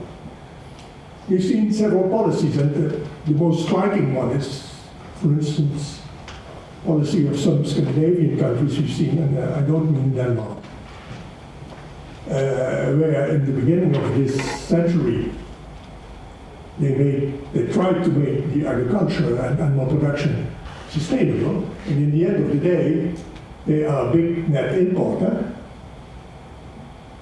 and buying a product which is less sustainable than their product was when they started to innovate their legislation. And I don't think this is the way we need to go. So there is a lot of legislation out. I was a little bit flabbergasted 2 years ago. The European Commission said, oh no, we stopped the whole process of FCRs. We don't do that for the next years because we are working on other things. No, guys, I need standardization. I need that taxonomy to be done in a proper way so that we can compare everything and we can move the issue. So for the Paris Agreement, the government asked me different data than what I need to do for the CSRD data for the supply chain, for our customers. And they're not looking for standardization and getting this thing going. So I'm in favor also of these ETS, when we standardize. And then we don't screw up the system, but because then at the end of the day, we are calculating over 3 different ways the same carbon footprint. And then you are driving the farmer crazy, and we are putting our energy in the wrong direction. Thank you. We heard you speak earlier on, and I think we got a very clear idea of what your proposal is. But maybe you could comment on the on what has just been presented by your 3 fellow panelists and this option of mix, and comment maybe on what Bert was saying, fix what exists and don't create anything new. So I'd like to hear your views on these remarks. Yes, I agree that we need a mix of policies. Carbon pricing is one, but very important is also a change in subsidies towards farmers, and maybe also subsidies towards consumers to help them to pay the right food products with a low climate impact. And on top of that, standards could also help. Maybe standards for retail and harmonized benchmarks that I also support, of course, that is needed to avoid administrative burdens in the whole food chain. I don't know the solution, but I hear many people say this is important, and the EU Commission also told to work on those sustainability benchmarks. So I hope this will be the right way forward. So yes, I think it will be a mix, but as I told, I believe pricing and rewarding, because ETS is pricing and rewarding, is a very powerful tool, which proved itself in other sectors, and I'm convinced it will also be a very good tool in this sector. It's new, so everybody's a bit afraid and they don't know about it out. But Alex Datema told that he had some hesitations if it would lead to a net input of money into the sector. But I'm really convinced that it works this way. So it worked also in the ETS1, that of course there was much more money put into the energy sector, because of all those subsidies and investments in the sector, because a lot was needed to change, and this will work also in the agriculture sector, and because we all know farmers need money to make next steps. And so food companies can only do so, like Friesland Campina did also, to reward farmers extra. Otherwise, the climate targets will not be made, and that is also what Bert said. So this is how it could work. So I'm convinced it will lead to extra money into the sector and to help farmers. But on top of that, also the cap subsidies, of course, need to be reformed and also give the right incentives to farmers. And on top of that, also national governments can also have tax systems that they increase environmental taxes on specific food products and use those revenues to also support farmers on top of what the EU can do and others. So we need more incentives and instruments, in my opinion. I'd like to turn to our previous speakers to see if at this stage anybody would like to react either to one of the suggestions that was made or one of the comments that was made by our panelists, particularly about some of the things you said. I don't know, Valeria, if you'd like to maybe add a comment at the stage, or I don't want to put you under pressure. I mean, if you're just listening, and that's absolutely fine.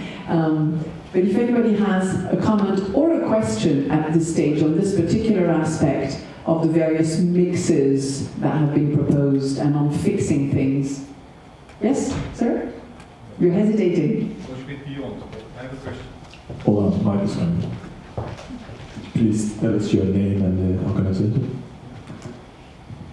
So, Koen Blomsma for FEDIO, which is the European Association for Oilseed Processing and Vegetable Oil Refining. Yeah, I had a question on issues of measuring, reporting and verification, because that's a bit not so much in the spotlight until so far. I think before we can really grasp all these options, I think we should also know how realistic we are. But it's, I think further to what Bert said on the need for standardization, and that's would be my question to Mr. Laan, right? I'm following your outputs of your work on a regular basis, and my compliments for the very good work you're producing. It's very informative.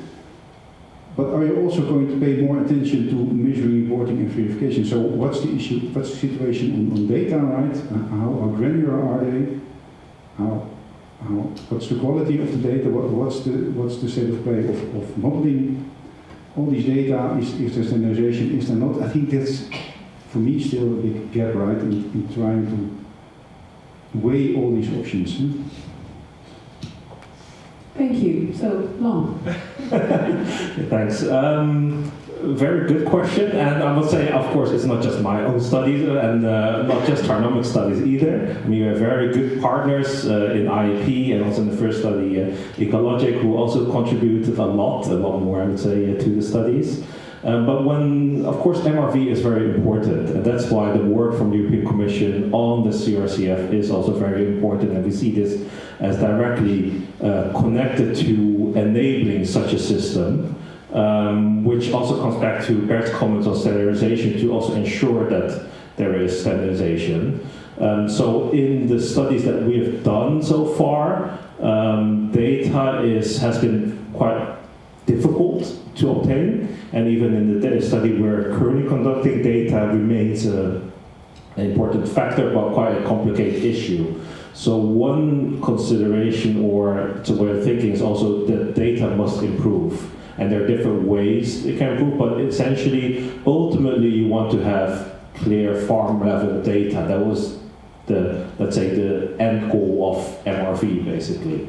So that's what you want, and this will not happen by itself. So you can think of different ways to support also farmers in getting this data, whether this is through policy or also through funding, financing, to also improve the MRV. I think these are ways that, say, from my personal perspective, can such a direction can go for the policy.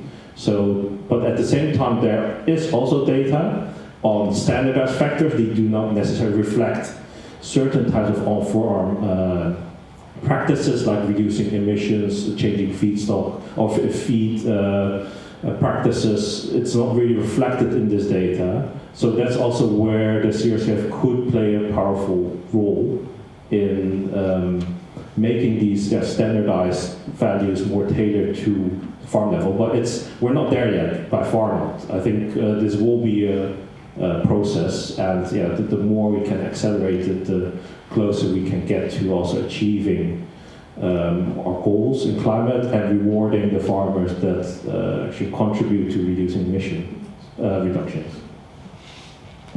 Thank you. Would anybody else on the panel like to add anything about this? No? Okay, so we have a question from the gentleman over there, and yes. Okay. This is the next question, and then we have it back. That fits perfectly. My name is Kai Schlegelmi from the German Environment Ministry. I would like to pose a question actually to Valeria from the Commission, because you mentioned nature credits, and I would like to understand better what is the definition of nature credits, how would they work, and what is the relationship to a potential emissions trading system. So I would appreciate having an answer on that, please. Thank you.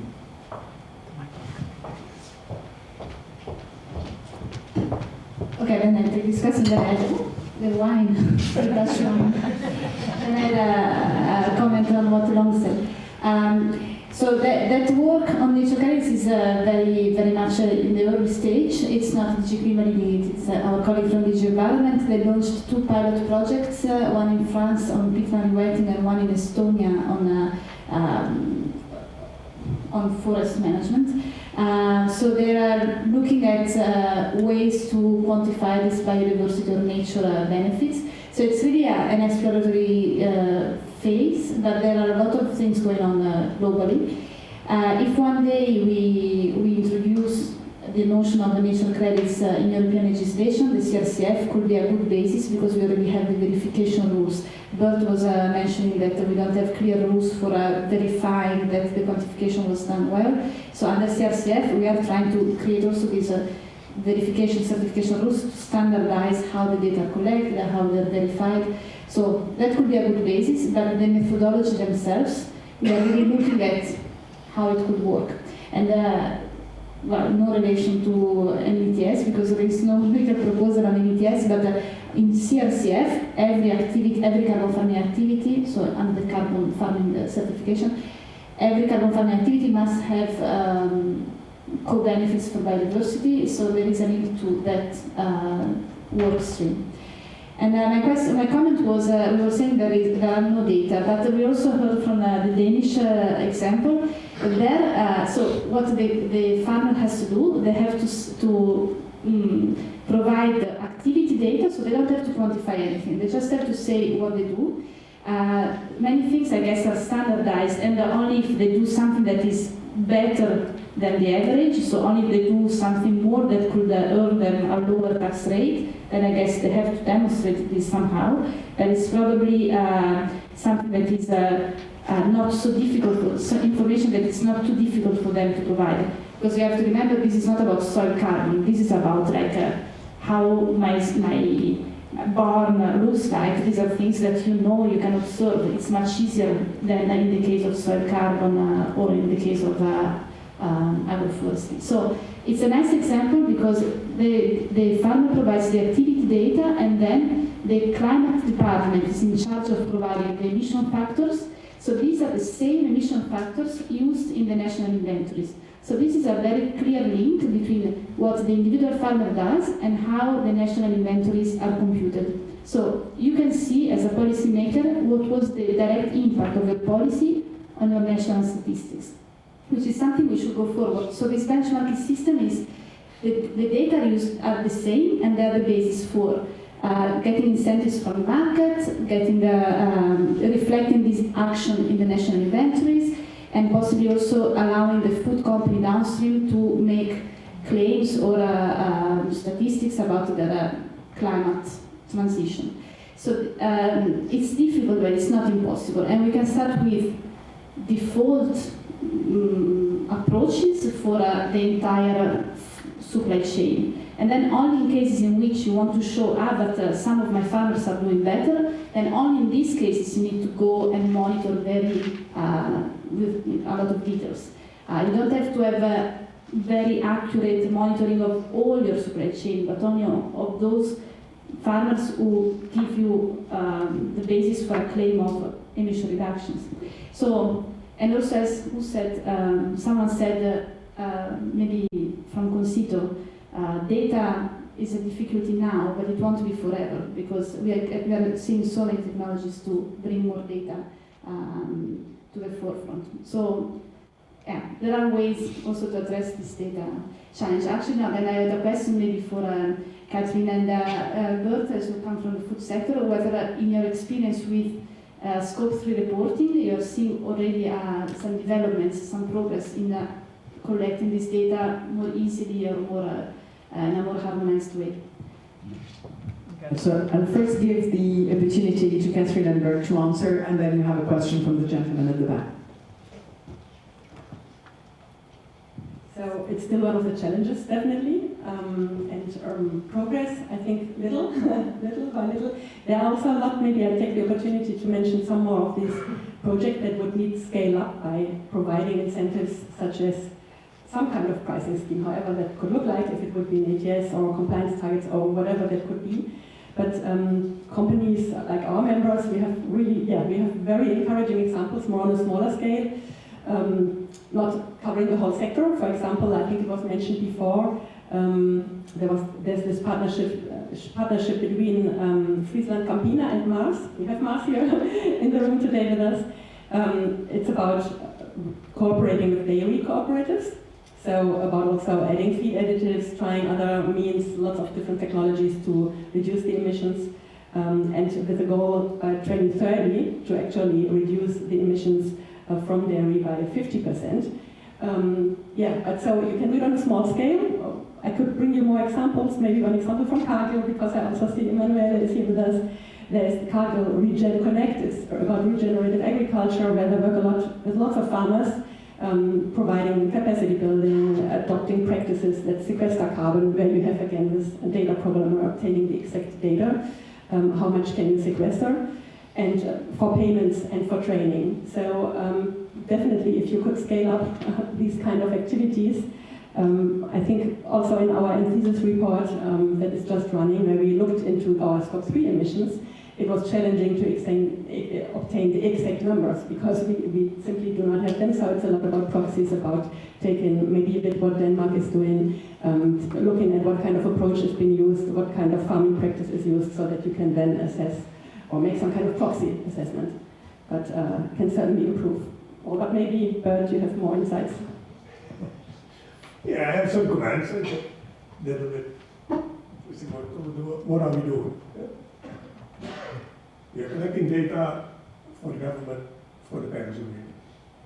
We're collecting data because of the CSRD, and I fully agree with the whole supply chain analysis in it, which is okay. It's perfect for me because that helps. But the data are different. It's about the same issue. It's about carbon footprint. The next one, we get the EUDR. And all of a sudden, the European Commission says, oh, we are going to organize those data over traces. Oh boy, new system.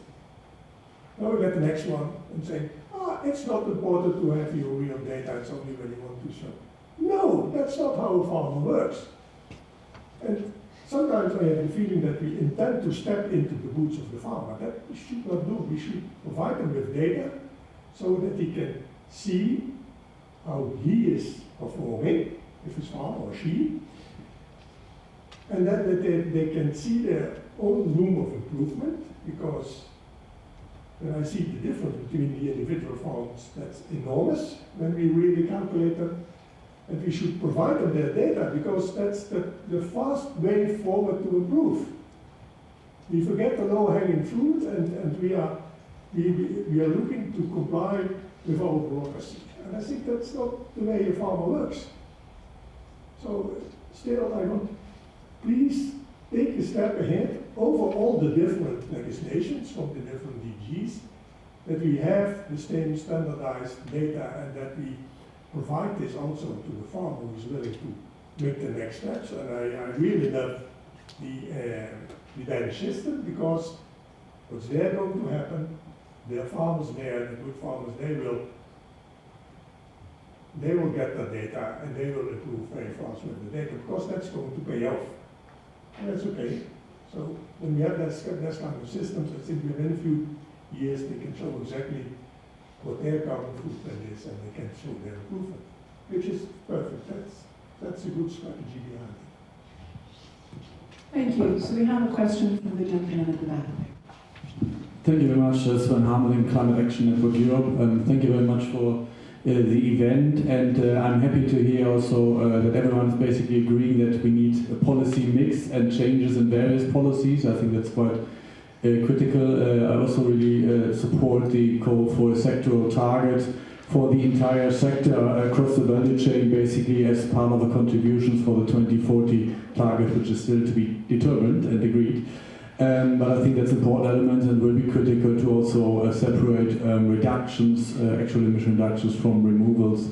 Before I come to my questions, I want to say a few words on ETS. We as Climate Action Network Europe, we've been working on the ETS 1 for over a decade, probably 2 decades now. And I think it's very important to see that in the past it took a long time until the ETS started to deliver. I would say the first 10 years probably was more oversupply of allowances, no real incentives for the companies, and often more subsidies for fossil fuel and other companies. So it's important in this case, if there would be an ETS, to get it right from the beginning. Of course, a lot of the flaws in the first years of the ETS 1 was due to politics and political compromise, and of course there's a risk to run into something similar again. I also would like to say that as a network with over 200 member organizations from various branches of society, we are still discussing. We don't have a specific position for or against Agri-food ETS, but so we're learning and discussing. That's very helpful. So it's something to consider carefully, pros and cons, and also how it interplays with the other elements and other policies, which brings me to my 2 questions. The first question, and whoever wants to pick it up, what would be the 2 most important things to fix in the CAP to help with emission reductions in the next years? And the second is related to CBAM, which I think Jeroen brought up in this presentation. I wonder how important it would be to include, if there would be an ETS, include parts of the agriculture sector in CBAM. I looked up numbers on imports of pig, for example, and beef, and they are relatively small compared to the overall production and consumption in Europe. But the political price in the debate with other countries could be quite high to include it in CBAM. So would it really be very important to include that in CBAM to protect European agri-industry, or would it be not very relevant because of the relatively small share of imports? So maybe if you haven't responded to that, thank you. Right. Let's start maybe with a question on what could be improved in the CAP. Who wants to take that? Jeroen. But with the CAP, you don't mean the EU agriculture subsidies, or the emission cap for the... I mean the common agricultural okay, yes. maybe EEB and Mathieu has a better position on it about the CAP reforms. They are involved in it, I think, for 20 years, but as we are part of EEB, yes, I think this is crucial that this area-based payments to farmers have to be changed and more focused on ecosystem services, and also so that now a lot of dairy farmers get a lot of subsidy from the EU subsidies, and of course this is not also contributing to greenhouse gas emissions, but when the payments go also to reducing emissions at dairy farms, then the emissions will reduce while the farmer will get the same money. So this could be, for instance, an example of how this could work. And the other question on CBAM, I'm not sure if those imports are a small part of consumption.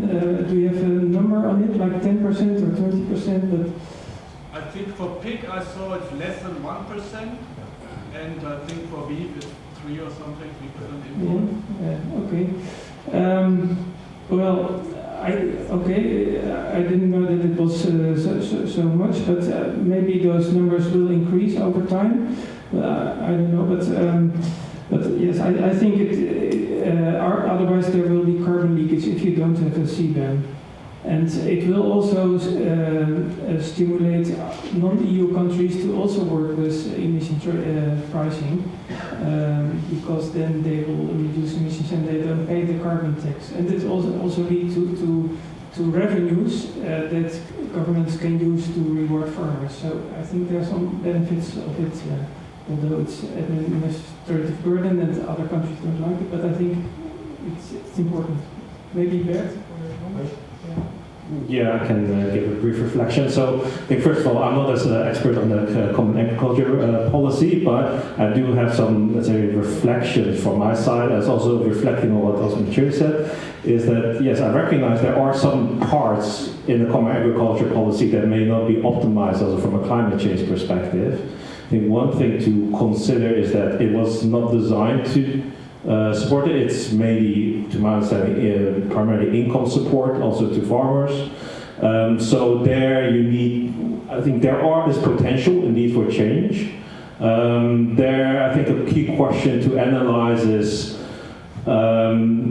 I think it was said that, well, there needs to be more money to the farming values or the whole food value chain. I think the key question is there enough money also already or not?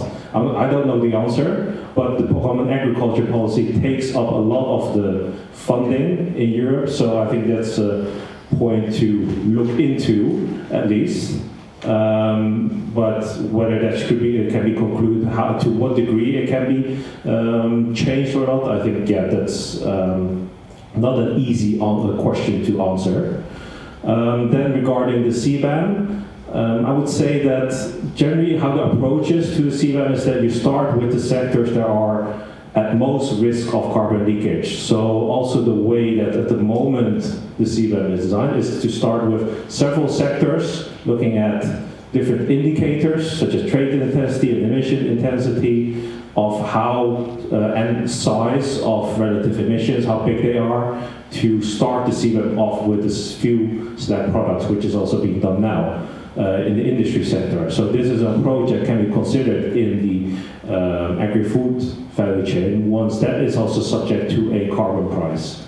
Whether that is beef or pork by that time, how much that is imported, I think that needs to be evaluated against these indicators. And ideally, at some point, you would want to cover the larger part of the emissions also under the CBAM that enters the EU, to also not undermine the EU policy. But whether that should be done from the start, whether there is a prerequisite for implementing a carbon pricing system, I think this is still, that requires further analysis. So I know it's kind of consulting answers, but that's just the extent how it is in my view.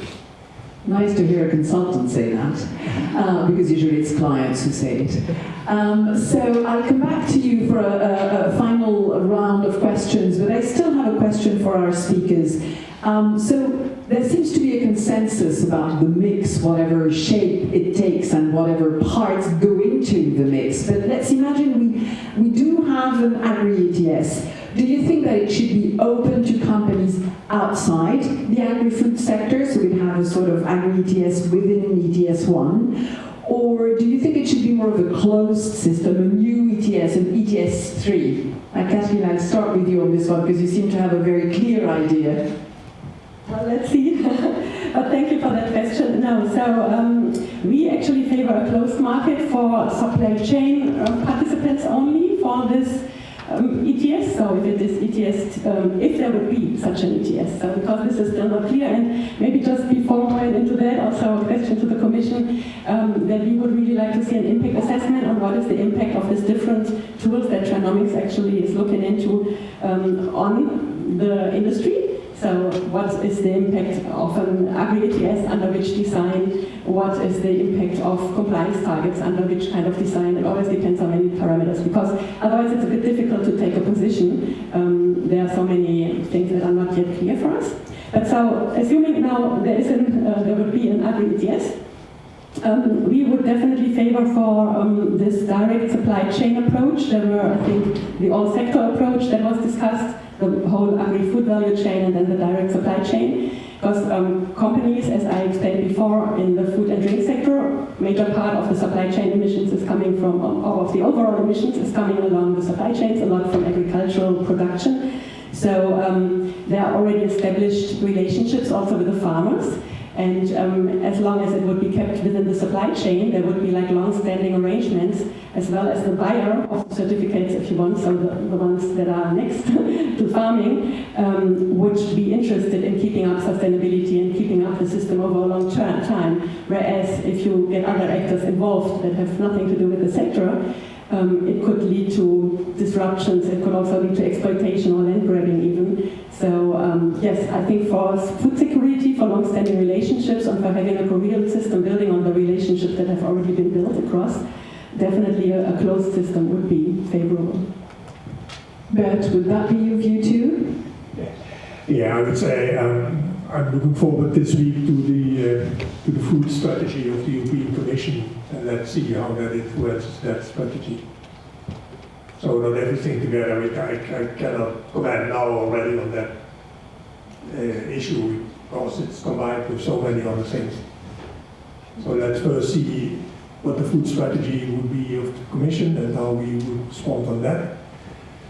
And we know also that climate change will have a major effect on that food strategy, and then we can work on further from there. Major things first. We still need to eat. In any case. Long, do you have a view on that particular aspect of things? Well, I would say that at least at the start with a closed system. I mean, economists, a pure economist would tell you that the bigger the system, the better, the more efficient the system is. But that doesn't take into account, let's say, the sector-specific issues that these companies, these farmers, the food value chain face. So I would say that at least from the start with a small system, then you also have, as a policymaker, more control over it, of adjusting different parameters, and then gradually, then you can decide, based on evaluating whether it works or not, whether to link it to an ETS system or not. It's a bit of the, I would think, the consideration being taken now also on the ETS 2, where it starts on the fuel sector, and then gradually see whether it works or not, to what degree it works, and then only then consider linking it to other existing systems. Thank you. Jeroen. Yes, as I told before, my preference would be also a closed system, but I doubt it a little bit, because if you implement it not in the right way, with a lot of free allowances and really low emission ceilings going slowly down a little bit a year, then it doesn't do anything or not much. So that is an argument to include it in the existing ETS 1. But for emissions from transport at agricultural sector level, those can be included in ETS 2, of course. And then you have the methane, etc. That could be a new ETS 3. Yes. So, yeah. Do we have a couple more questions? Yes, please. The gentleman right in front of you. Thank you. Nikolai from Agora Agriculture, and thanks for the discussion. Thanks, Jeroen, also for including two figures from our study into your slides. I actually wanted to come back to the question of incentives, because there's, I think, well, today it was mentioned a lot that, yeah, to increase the contribution from the agricultural sector to climate objectives, we need incentives, especially positive incentives. I think, well, in discussions outside this room, yeah, you hear quite similar voices, and already here has been mentioned policy mix, and we would definitely agree. We also described some options there. But I actually wanted to ask the panelists for their kind of assessment. Well, from the point of view of now, so with the current policy context, with the current market dynamics and interests of different market participants, how far do you see is the scope to actually get these incentives to the farmer? Because, as Alex said, well, the majority of farmers don't really see these incentives nowadays, and in a way that's, well, fair enough that the emissions have also not reduced so much yet. So in the current, let's say, under the voluntary markets, under the current policy incentives, how far can we go, so to say? What is still the option space now? Because obviously policy takes a while usually to design and implement. Right, so, Long, you seem to have a reaction. I think partly incentives depend on how strong the incentive is, so how high the payment would be. So the bigger the payment for climate action, the stronger the incentive is to take action on the farm. So if you look at the current systems, it's at most a voluntary carbon market. Perhaps if you look at it from a climate change perspective, that provides some incentives, but there it has gone through some scandals as well, so the question is how strong the trust is there. So I think in the current setting, it may not be strong enough, and I think that's also the general conclusion. That's why more stronger policy instruments, additional instruments might be needed, and so on top of what there is already. Shall I go on? I think there is a lot going on currently, and so the driving customers in the food supply chains, they are really asking for data, and they are asking for real data.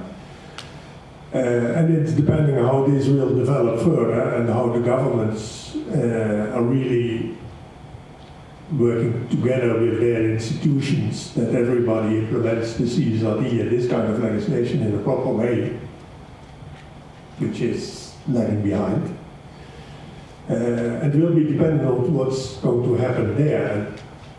What we are seeing also that the investors in those different companies, and especially those who are in the stock exchange, that they are becoming more and more nervous to get things done, independent if the government institutions are chasing them, yes or no. So from there on, I think there is movement going on.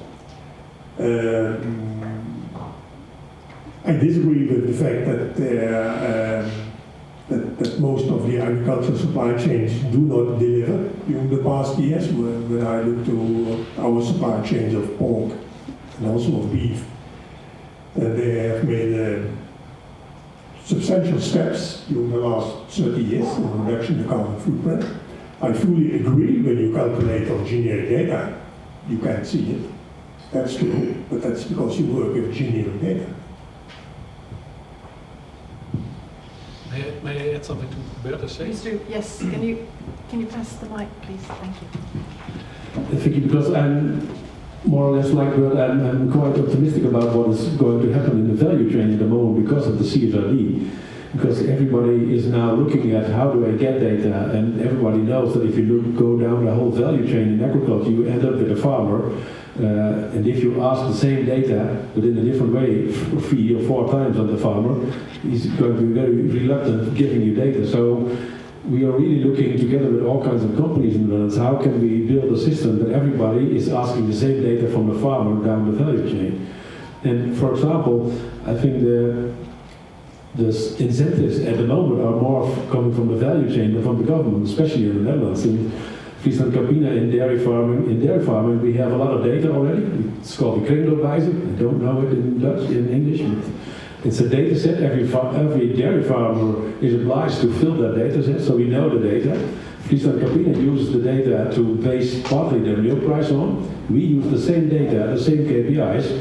If we calculate the interest that we need, that we let farmers pay to us, we base that partly on sustainability. We use exactly the same data that Friesland Campina does. And that's how we have to work on it. That's, I think, where we can build incentives, is using the same goals, the same data. And yes, we don't look at what do we pay a farmer per liter milk. That's Friesland Campina, but we look how much interest does the farmer have to pay us, and how sustainable he is part of the calculation. And the more sustainable, the lower the risk for us, the lower the interest for the farmer. But it's the same data, the same KPIs, and that's what we need in the whole value chain. Thank you, Alex. Thank you for that. Yeah, the same comes for wheat. I'm doing exactly the same, using the same data and paying more for the wheat when it's more sustainable than when it's less sustainable. So the farmer gets the better price when he's doing better. So, Catherine, can I ask you for a quick reaction on that one as well? How do we best get incentives to farmers? I mean, you've mentioned some examples that come from the industry side. Is that, for you at least for now, the best way of reacting? Well, that's all that the industry can do for now, let's say so much. Now we would like to see more, really a mainstreaming of these kind of incentives across different policy schemes that I mentioned earlier. So the decarbonization accelerator within the clean industrial deal, it's a different area, but it's still also, it could provide some other additional incentives. CAPP, the Common Agricultural Policy, was mentioned earlier, I don't want to repeat, but so if some of the funding could also be devoted to climate positive action and emission reduction, that would certainly help, because, well, otherwise then the problem raised by Alex would come back up again, where is all the additional funding coming from? So yes, very clear funding schemes, maybe also interesting loans, other kind of financial schemes that could be helping the sector to invest more also on their side, but alignment. I think the main thing is alignment across all these different policies and reporting. As we heard from Bert a lot today, it's all about having the same kind of data and having the same kind of reporting. So to not have an obstacle. And then, because I cannot look into the future on how long that would take on the question that was coming up from Agora Agriculture, the question to Denmark, how long would it take for you to, if you would advise the European Commission to take your approach, how long would that take to be where you are today?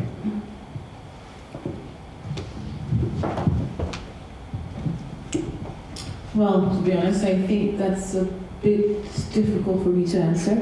The data that we use, the activity data, is something that goes way back. I think it started already in the 80s because of fairness of diseases among the capitals and the productions. So it is really a standardized form that they fill in every year. And yeah, everything is very standardized and goes all electronically, so to speak. So yeah, I think it actually really just kind of forms a red line to the activity data that is really, if you want to do it at the farm level, then that's the most important thing to have.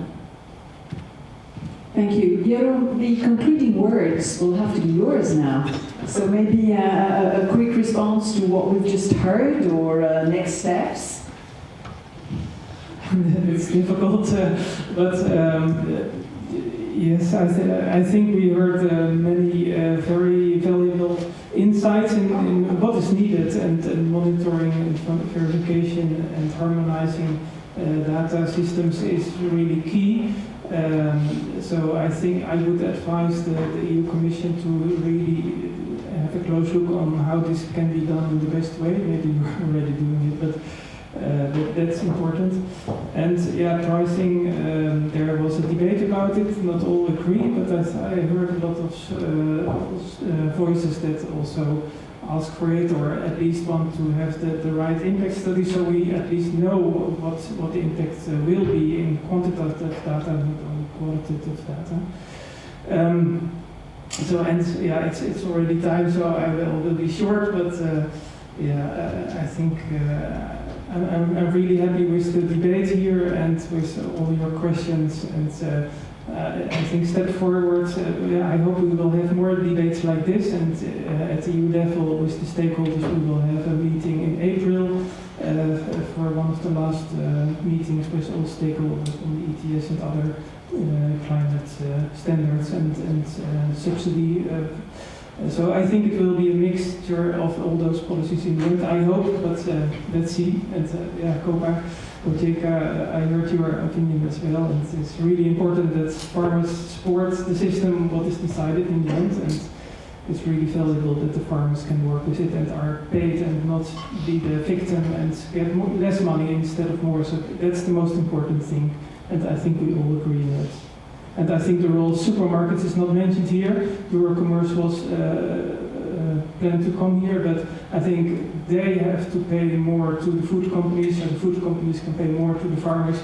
That is key as well. And how can we incentivize them also to do this and not buy the cheapest food and then sell it to the consumers?